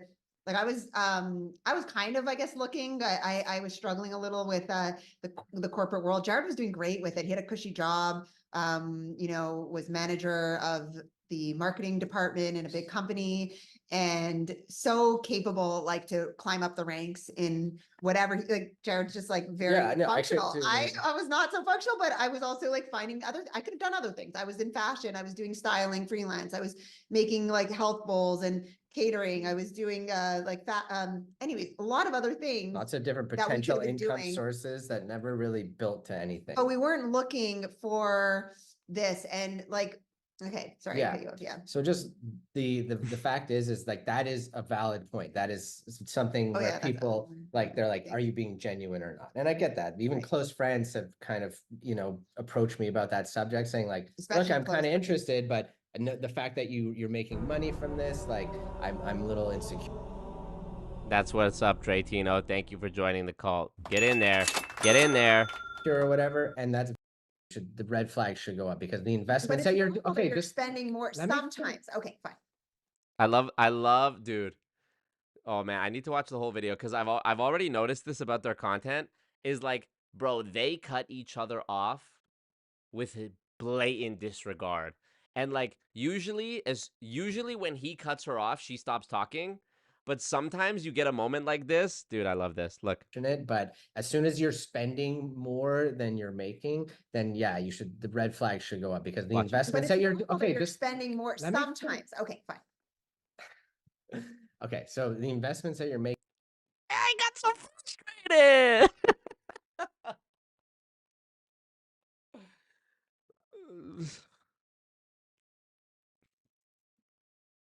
Just let me finish. You can already tell if the camera wasn't rolling, he would have been fucking pissed. Making in the beginning are smart. Like you're buying like a professional Zoom account, okay? So you can take more meetings, you can schedule bookings, maybe investing in like website, all these tools that help you in all these other ways, right? All these tools that cost you money that will be calculated against the $258 yearly median income. Start investing. Stonks. And it's not just like investing in one thing, right? These knowledge. Are personal development. How do I not have a fucking knowledge sound effect on my stream deck yet? Tools, social skills that are going to help you build whatever you're passionate about as well. And it helps, it complements. It's an investment. It's not an expense. And I think that's what people need to understand is even the food at the beginning, some people are, of course, they're buying more than they're earning. That it's like looked at as car salesman, greasy. Why did this need to be an hour? And you know, like I've been on the beach for the past few months, and that's what people dream of, and it's attainable. That's why it's okay. You have to get through all this initial mud, the murky anti-MLM trolls. Like you have to wade through that to get to the good part, and that's what we did. And this is why we encourage people to take a deeper look. Like do your due. I don't know if Jared's watching right now, but if they go ahead and make this video private. I mean, you can see the link up here if you want to download it. But if they make this video private, it doesn't matter because I already have it like literally downloaded as an MP4 file. So it's fine. Said something like, I'm attached to their pain and their labels. And anyways, there was no reason for this video to be as long as it is. Let me just remind you, even though everybody watching this with half a head on their shoulders already knows this just inherently, anyone on the internet, and let me even tailor this comment more specifically, anyone in an MLM who is telling you that you can make X amount of dollars is lying to you. And the ones who actually are making that money made that money by deceiving other people and lying to them. That is the truth. Most oftentimes when someone in an MLM claims that they have made money, they are also lying to you. And if they're not lying to you and they're telling the truth, they made that money by deceiving other people and lying to them about how much they could make. There's a saying, if you tell one lie, you have to tell 1,000 more to keep it going. That is what these people do. And they do it to the point that they become so desensitized to the lying that they don't even realize that they're lying anymore. Then the lying just becomes normal. In 1984, there's a quote. The past was erased. The erasure was forgotten. The lie became the truth, then became a lie again. Uh-oh. Sev, thank you for joining the cult. We needed that.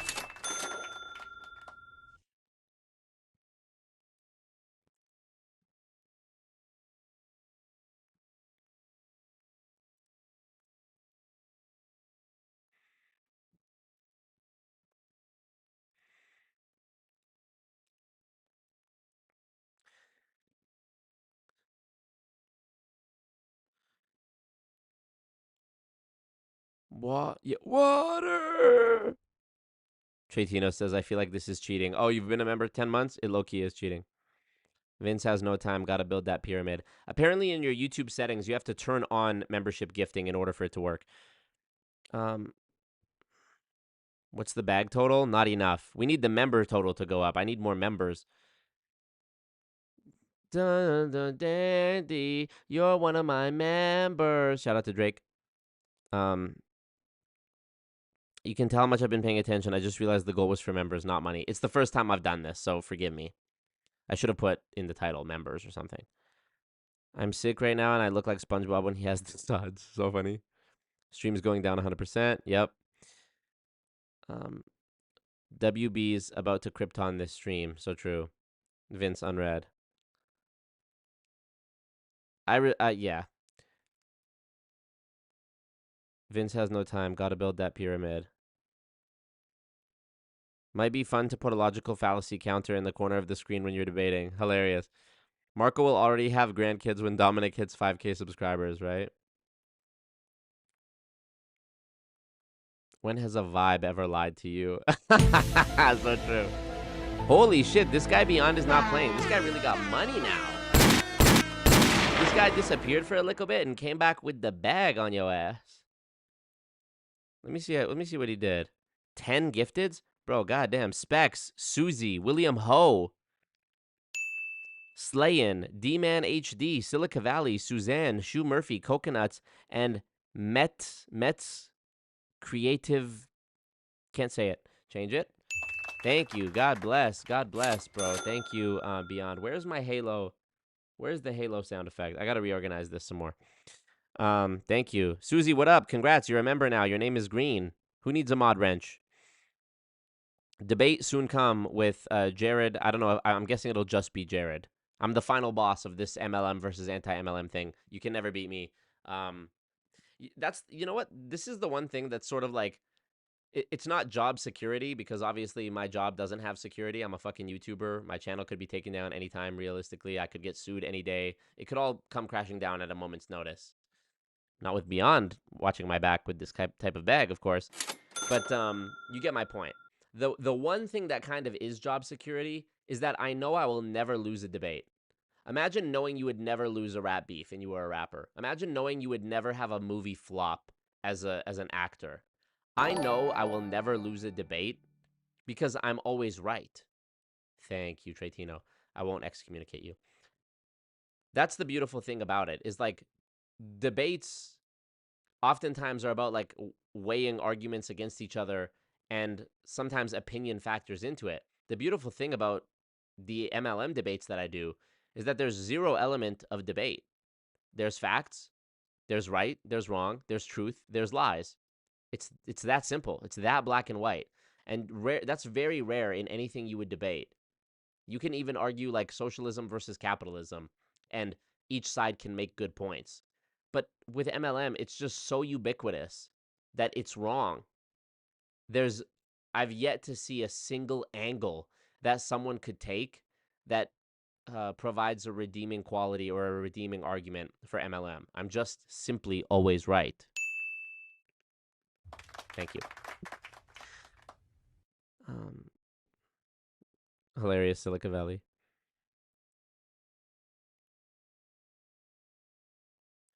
It's like Chris and Lisa, the hobby guy, but add passive aggressiveness. So funny. Why did they leave that in? Edit it out. Specs, they wanted time freedom as well. Maybe that's why they privated it. They wanted time freedom as well so they can show the plan 5 and 6 nights a week, right? Fucking hell. All this financial freedom and you can't cut the tension out of the final upload. Oh, God. Investments are still costs, says Mexican with a hat. Yeah, that's a great point, too. I love when people in MLM say, like, oh, well, it's tax deductible. It's like, who cares if it's tax deductible if you're losing money, you know? Yeah, my hedge fund lost $500 million this year, but it's okay. We have a tax write-off. It's like, huh? Thumbs up the ting? We have all these tools, but not the tools to edit. Y'all getting frustrated with each other out of the final vid, right? Appreciate you, Grace. Can I copy-paste the link in chat? Why not? I mean, like I said, they're going to private it again. It was private. Oh, that sounds They cool. unprivated it and made it unlisted instead. But here, I'll put the link in the chat. Go ahead. Go crazy. It's in the Discord, too.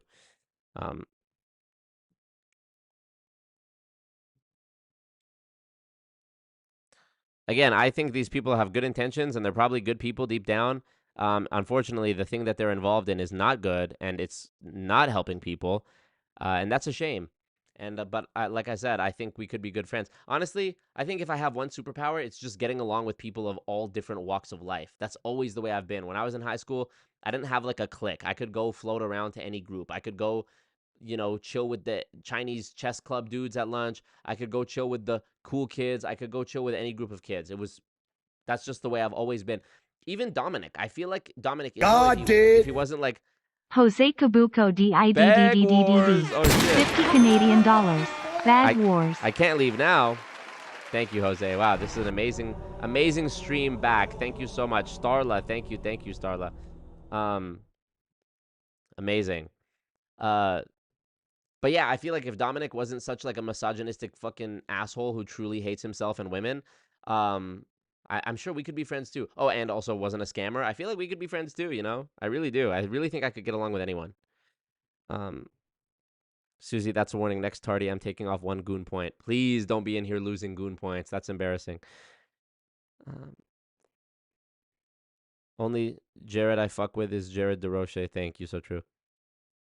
How often are you supposed to take the parasite cleanse? That's what I want to know. LOL, right? Like, do I just have parasites every day? You cannot make money in MLM without lying. So true. Between Jared from Subway and this guy, Jared's my guy. Thank you.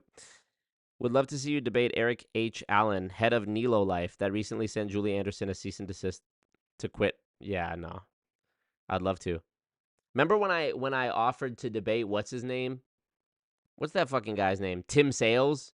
And he was like posting a thing. He was posting videos talking ass smoke, being like, yeah, anti-MLM debaters don't want to, or anti-MLM creators don't want to debate me. And then I hit him up like publicly on a comment. I was like, want to debate?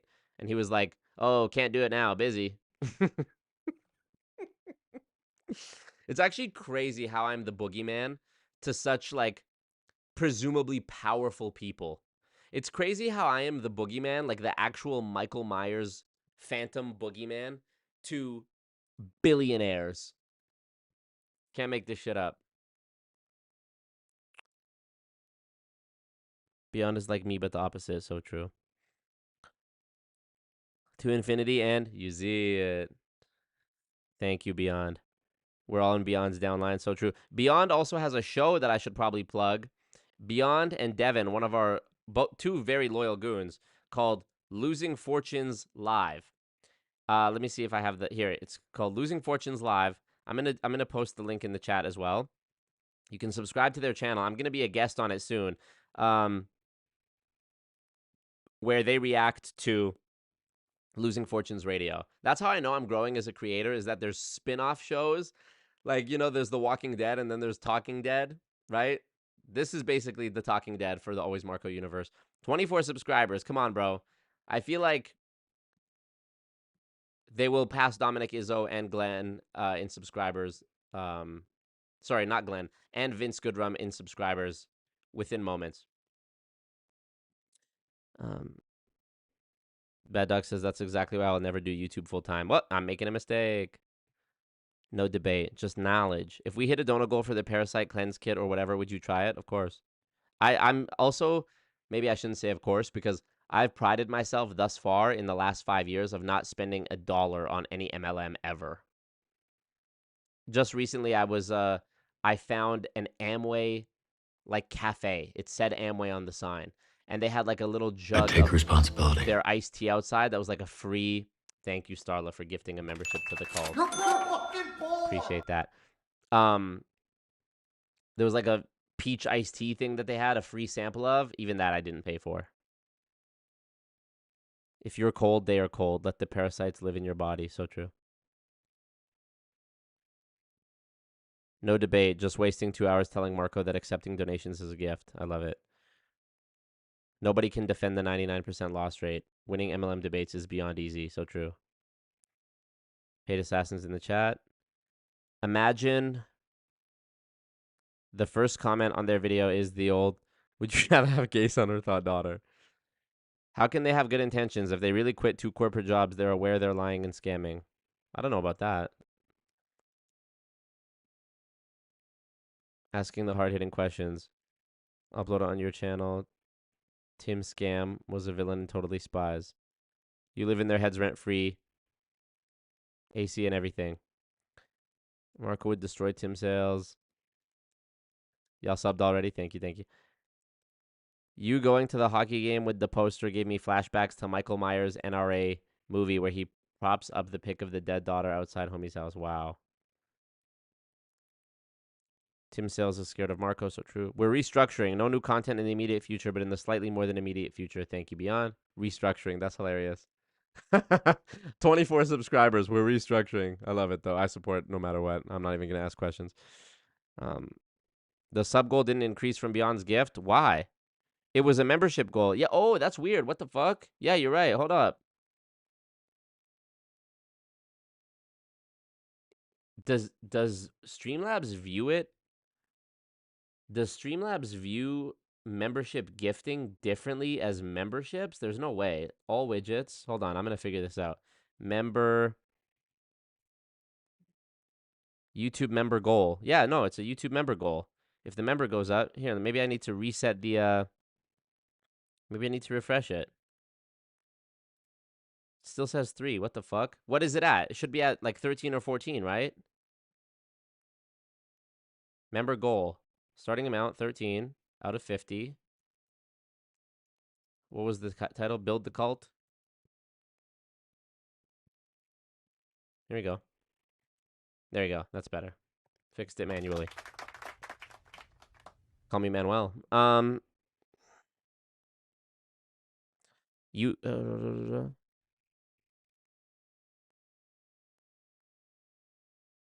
Goons Unite. Hashtag Goons Unite. Thank you, Starla. I'm just here to find love. Well, and also to end a predatory business model that ruins the lives of real everyday people, but mostly love. Ladies, go ahead, Beyond.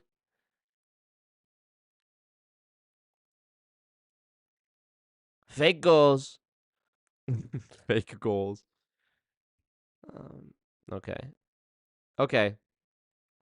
Cool. Like green shake, gut health. I want it, but do I have to like subscribe? Am I gonna be in some kind of like club or whatever? I don't want that. Like I don't want to do that. They have another video from 5 years ago called "Is Purium a Pyramid Scheme?" So they've been doing this a long time, and like that video was the biggest nothing burger ever. Like they didn't actually even address anything. They talked about why corporate structures, corporate capitalist structures, are actually unethical, and MLM is a business model that's everyone has a level playing field and they reward you for being a good person. Literally not true. And I get that too. Like we tried Melaleuca last year, a couple of years ago, just to try it out. And yeah, whatever, they have some good products. It's a lot of it is just like chemicals and shit. So same stuff you get at a store. It's just same stuff you get at a store. Says the guy pushing this appleberry fucking powder that is literally processed powder scooped out of a plastic bag. That's one of the things that Jennifer Ryla said in my multi-level misery interview with her. She used to be an Arbonne. She talks about how like one day she sort of just realized. Let me see. Let me open the transcript of the video and play you the exact segment where she said this, because this was such a eye-opening thing too.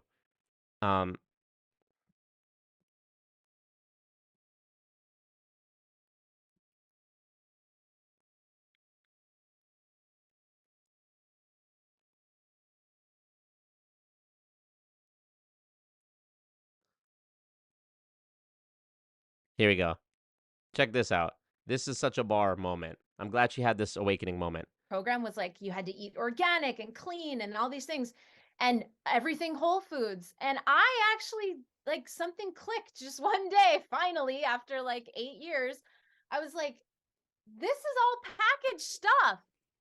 This is packaged. And we're saying people can't eat packaged food and none of it's organic. And I was fed some BS line that was like, well, Arbonne's ingredient standards is actually better than organic. That's why we don't have the organic certification. And I remember calling bullshit. I was like, no, because if we met the standard, we would still be able to put it on the packaging. And then, so because of the way it was affecting my. Exactly.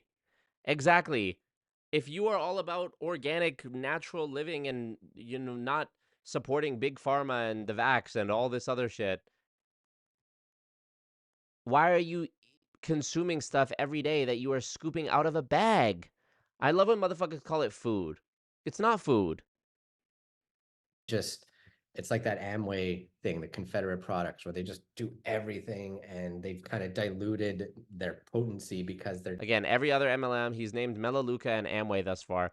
Every other MLM is bad, me good. Just like, what is this? You know, rules for thee and not for me. What makes it special or unique, right? What's the point? Why direct sell it?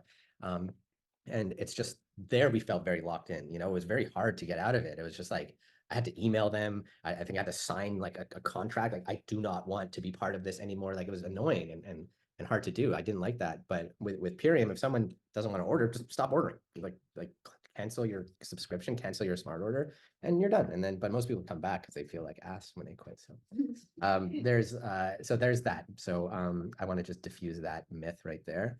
Unsustainable business model. So critics argue MLM business. No way, man's used ChatGPT. Man's used ChatGPT to ask what the common criticisms are of the MLM industry: exploitative practices, pyramid scheme allegations, false income claims, high attrition rates, unsustainable business model, cult-like behavior, ethical concerns. All true, all accurate. Business model is inherently flawed and unsustainable. I want to hear what he says about pyramid scheme allegations. Let me go back. I haven't seen this whole thing. Oh, look.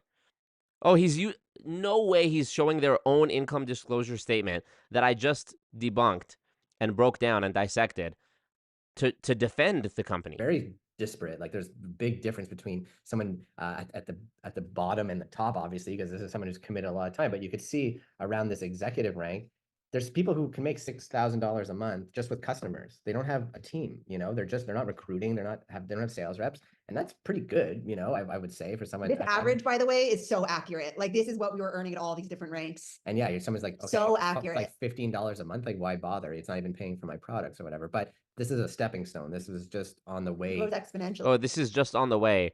Never mind that 31% of all people are earning an average of $5 commission a month. Also, never mind the fact that these people are the active distributors. How does that make sense then? Oh, I see. Because they said active distributors are people who earned at least $10 in the year, I believe, not the month, in the year. Let me make sure before I publish that. Compensation plan, more than $10. $10.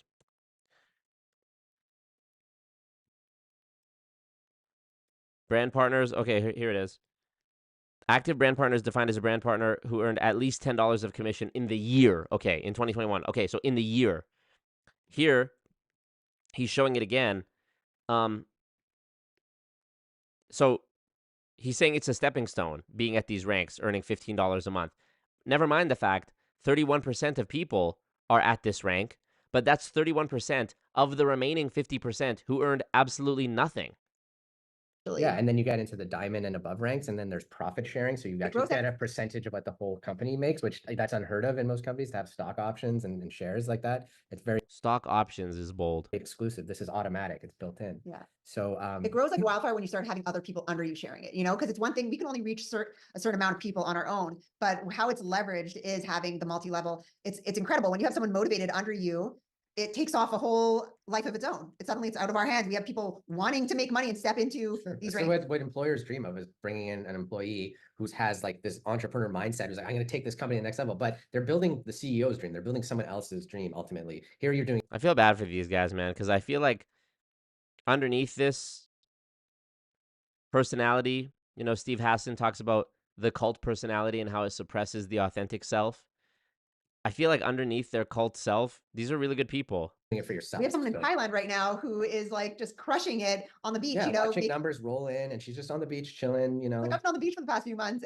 False lifestyle claim. And that's what people dream of, and it's a change people. Have success to believe I could. And so why we share this information out there is it's not to recruit. It's like, you know, to really educate people, because if you don't see yourself, like I didn't see myself as someone who was in successful, you know, I never saw myself as someone who was able to make a lot of money and become really successful and manage a whole bunch of people and all of that. But I had to see someone else doing it for me to believe, and belief is a huge, it's very important to share people that who are like, you know, who are praying for it or who are open to it, to show that there's, you know, we have to show the reality of everyone. And so, yeah, okay, like give people who, you know, who failed and didn't have any success a voice, sure, because everyone deserves a voice, but also like listen to people who did make it and, you know, learn something. And that's why that point, the income claims is really valid. And it's a good concern, because we wouldn't tell someone coming in, you're going to be rich, like you're going to make it, like quit your job and this is how much you're going to make. Like we never do that. We say what's on the table. We're saying this is what you could be earning. We show them the fast start compound, because we've helped people do.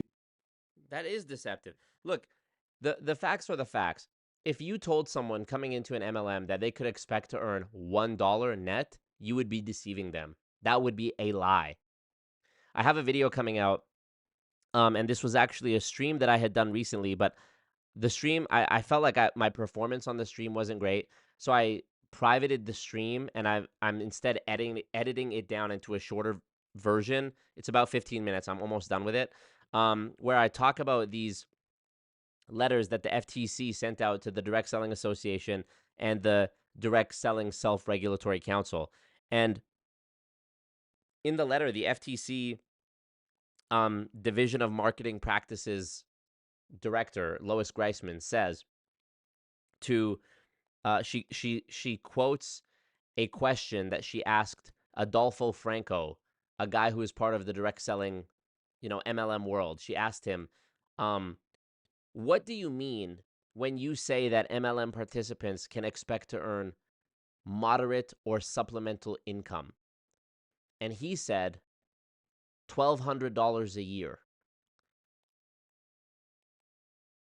which is $100 a month or $25 a week.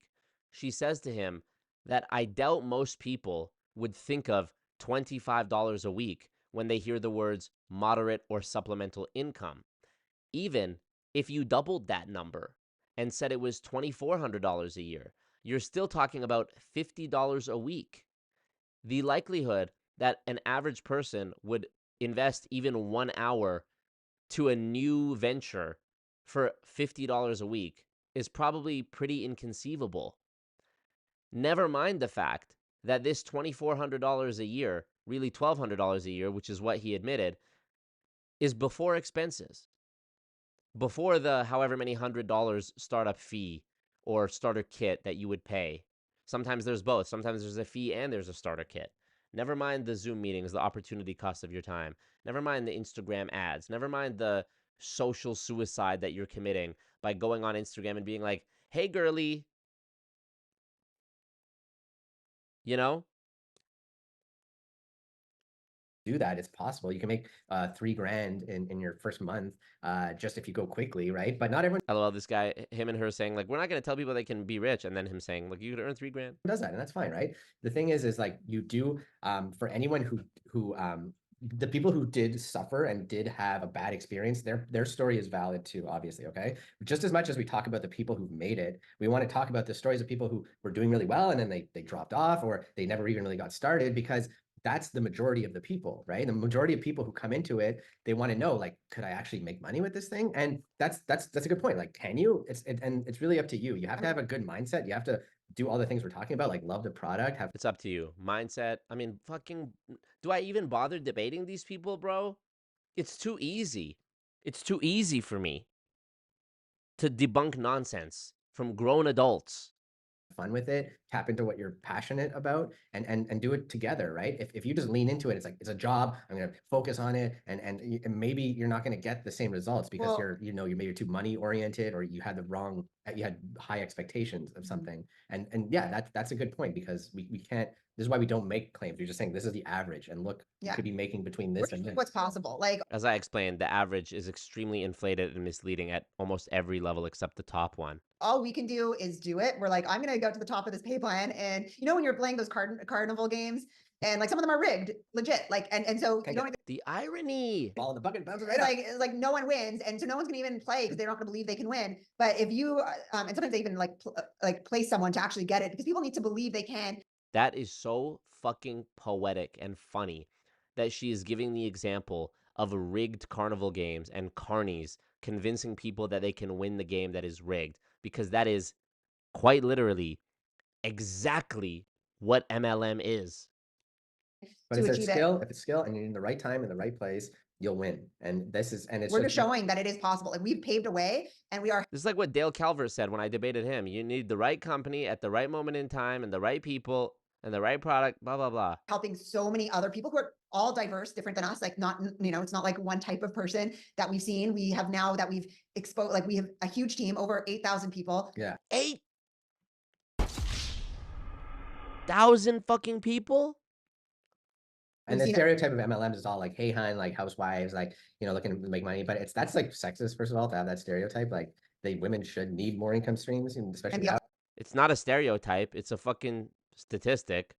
Majority of people in MLMs are women. MLMs do target the housewives and the military wives and the stay-at-home moms. That is a fact. Stay home with their babies, yeah. And then also, we have a huge diverse people. The more diverse, the better, because there are all types of people. There's like lots of men who are struggling with health issues that want to make an extra income stream, like young and old people helping with their kids. Like everybody is welcome into this. It's non. We have a 100-year-old on it. We have kids. It's like all scholarship program where it's like the food is actually paid for if you so generous. So it's like there's so many different ways to approach it to bottleneck and profile.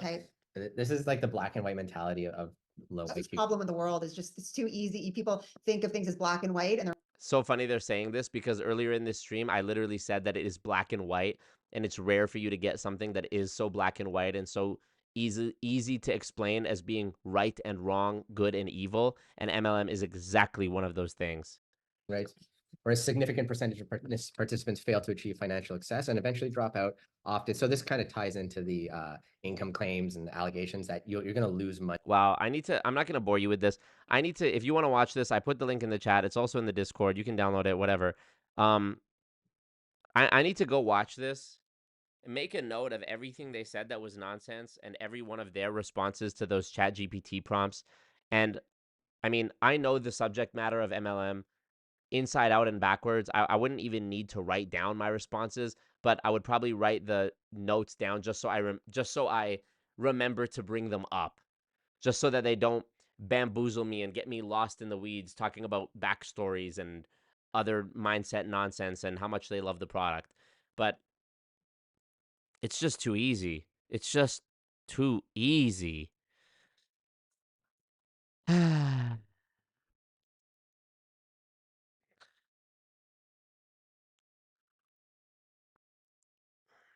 They're going to need to start a Marco antiviral MLM because you have these people in a lockdown. So true. I've been doing it every time I start. Okay. Is Purium a menstrual product? I mean, I don't know. I'm sure they'll tell you if you're having menstrual problems, it'll fix it, but I don't know. Completely level playing field, and that level is wealth gated and paywalled. LOL. MLM is capitalism on meth. Chemicals and shit. Everything is made of chemicals, my guy. Exactly. H2O. It's a chemical. It's crazy how these MLMs are so unimportant to people in real life, but people in it make it seem like it's so sick. Yeah, that's just like how they have the leaders of the company who you've never heard of, but they talk about them like they're Steve Jobs or Bill Gates. John Smith, Chris Johnson, you know, made it up.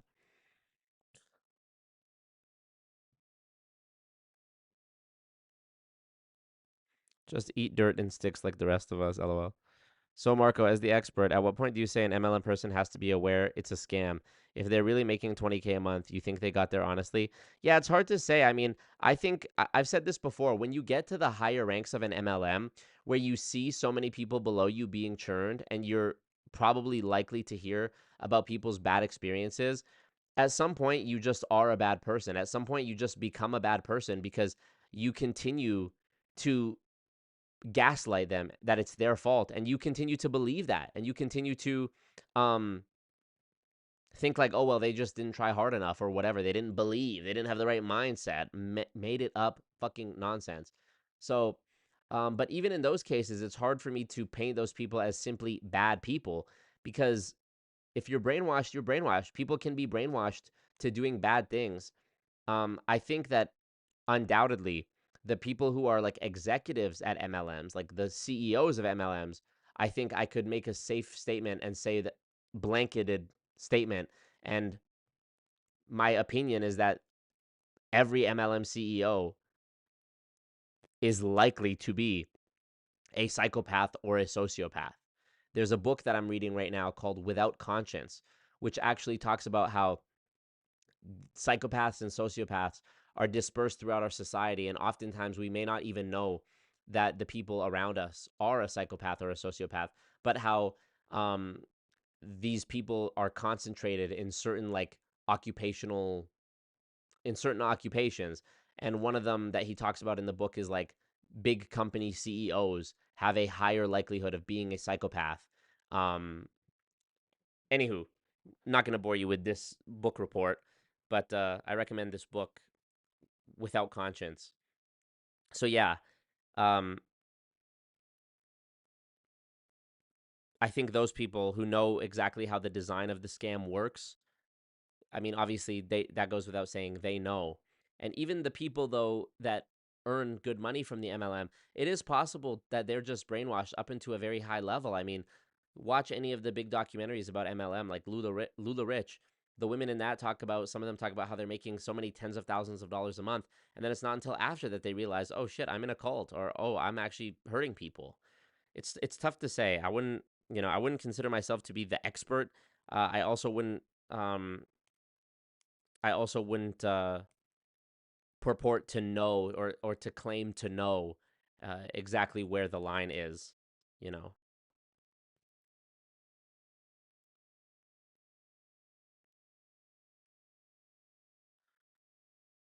There's also giveaways too for when people know what they're doing. Like oftentimes you can tell when someone is just repeating what came from their upline, and other times you can tell when these people have like marinated on it and come up with their own false equivalencies and their own bars, you know, their own double speak. Beyond gave 10 memberships and didn't become a member. That's so weird. I wish one of the gifted memberships would go to yourself if you don't have one. Peace out, Holly. Thank you for being here. Yeah, somebody else got to give memberships. Thank you, Beyond. I wonder if he also chat GPT'd the pros for MLM. That's funny. I'm going to do that right now. Thank you for giving me that idea, Tretino. Let me see. Here, I'm going to write the prompt. What are some of the pros of MLM?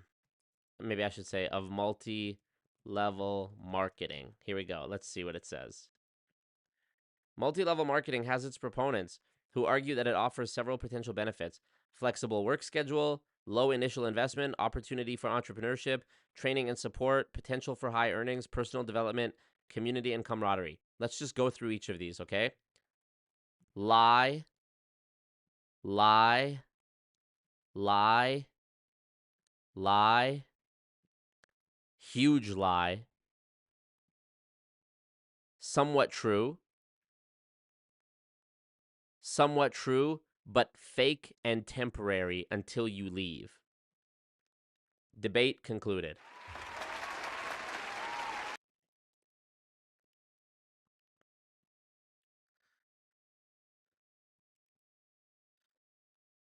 Beyond says, I buy cocaine direct from Marco. I don't need no membership. So true. I also love that these people could have done anything and instead they chose this massive bullshit. If you become a diamond CEO with Marco, you can save on your cocaine. Yep. Do you think they've convinced themselves they're doing the right thing? I do. I mean, he's so bought into the belief that he had the gall, the unmitigated gall, the audacity to message me and say, hi, Marco. Congrats on building your platform and your success. My wife and I are brand partners in Purium, which is an MLM. We are currently 2-star crown rank. I would love to have a conversation with you because I believe it's important to address the pitfalls around MLM in a fair and balanced manner. There are definitely bad actors in the MLM space, and the industry needs more control and transparency. We built up a large organization by employing traditional sales tactics and creative marketing without doing the stereotypical predatory, pushy techniques that are addressed in the MLM movement. I think an open discourse would be beneficial to your audience and those considering joining an MLM. I honestly don't know what his motivation here is. I really don't. If it's not for him to join a live stream with me and convince people that his is different and that they should join his downline. I really don't. Excuse me. Donate so I can buy medicine. Relationship problems? Have a baby? Join an MLM. You really need to recruit. Immediately after making an income claim. What is rich? Rich is different to different people. LOL. It's like making a living wage in 1885. So funny. Rich in moral standards? He said the silent part out loud and then backtracked. So funny. Can you make money? Can you? I feel like they fight about emptying the dishwasher every few weeks. I feel like I just feel bad for these hippies. I hope they can go grow pot somewhere and make more. The same old lines that Amway Abbey always used 50 years ago. So true, so true, so true. ChatGPT is full of shit. So true. Southern voice. And the right phase of the moon. And Jupiter and Saturn. What up, Kiro 7? My eyes are bulging out at this. RN. Wait till they hear about jobs. You just clock in, then get paid after you do your job. It's wild. They have 8,000 downlines and they're only Diamond 2. Great point, Sev. Great point. 8,000 people? You have 8,000 fucking people?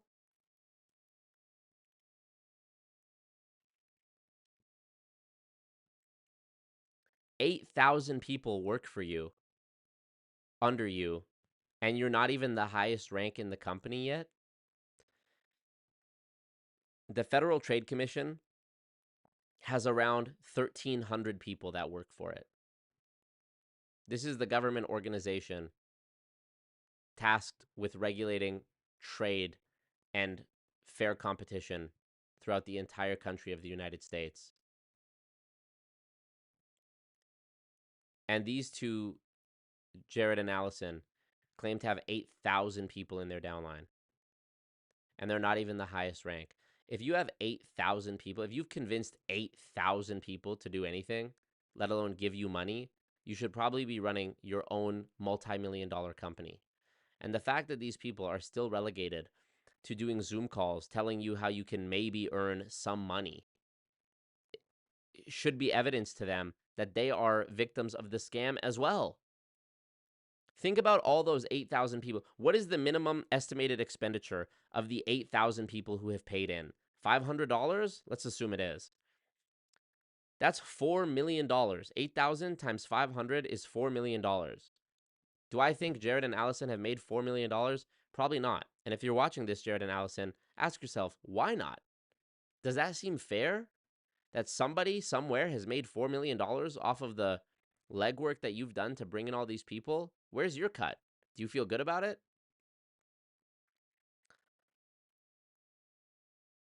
Could not be any simpler. If I was to debate them, I would just fart in the mic and then drop it. Nice. Lots of people quit while losing money because they realized what was going on. Sorry, lots of people quit while not losing money because they realize what's going on. Yep. No longer cognitive dissonance, just acceptance. The only way to make it is to lie. So true. MLM business attracts malignant narcissists. Also true. Antisocial personality disorder is a lot more common than people believe. Every psychopath isn't a serial killer. So true.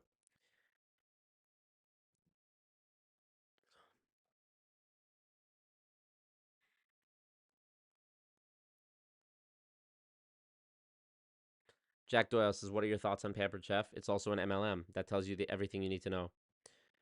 Run up the debate. What up, Alex? Alex. Get all 8,000 on the downline in the chat. So true.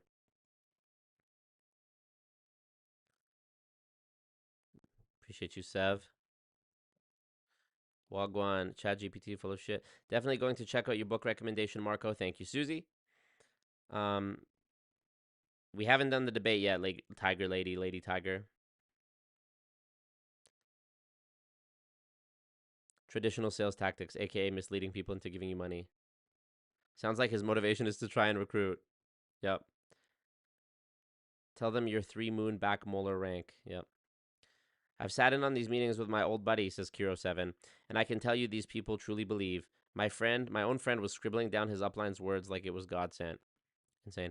They always try to build credibility by admitting there's a few bad actors in the industry. This is also a logical fallacy, you know. This is also the bad apples argument.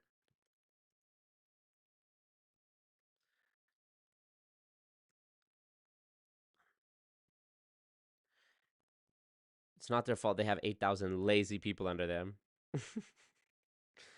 The severity of doublespeak they spew is so wild. FTC being diamond rank 2 is crazy. That's actually so real. I never thought of that. Jared and Allison's upline must be really excited about their higher commission on those 8K people, right? Alex is definitely a producer tag. So true. My comment was for your debate with the pros of MLM chat GPT prompt. Oh, I see. I see. Yeah, debate over. Okay.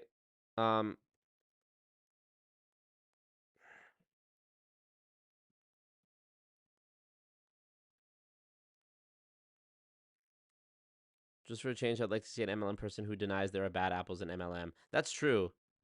I mean, so many people are so close to getting it, and yet so far away at the same time. I felt that way about that guy, Joe Peach, when I did the debate with him. Like, you're so close, but so far away. You know? So close, but not at the same time. Okay, well, I think that's good for today's stream. We've been doing this long enough. I'm really glad I didn't... I mean, somebody had said there was lag. I hope that's not true. But we did it, 2.5 hours. I will be back.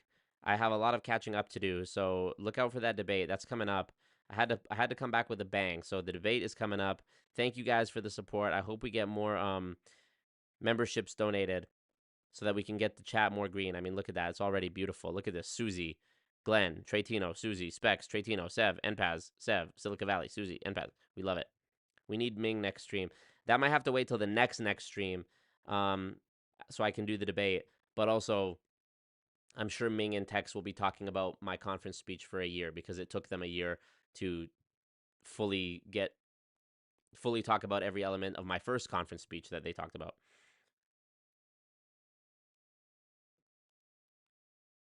No bad apples, just lost apples. Got to come back and rewatch. Good to see you. Thank you, Susie. Likewise.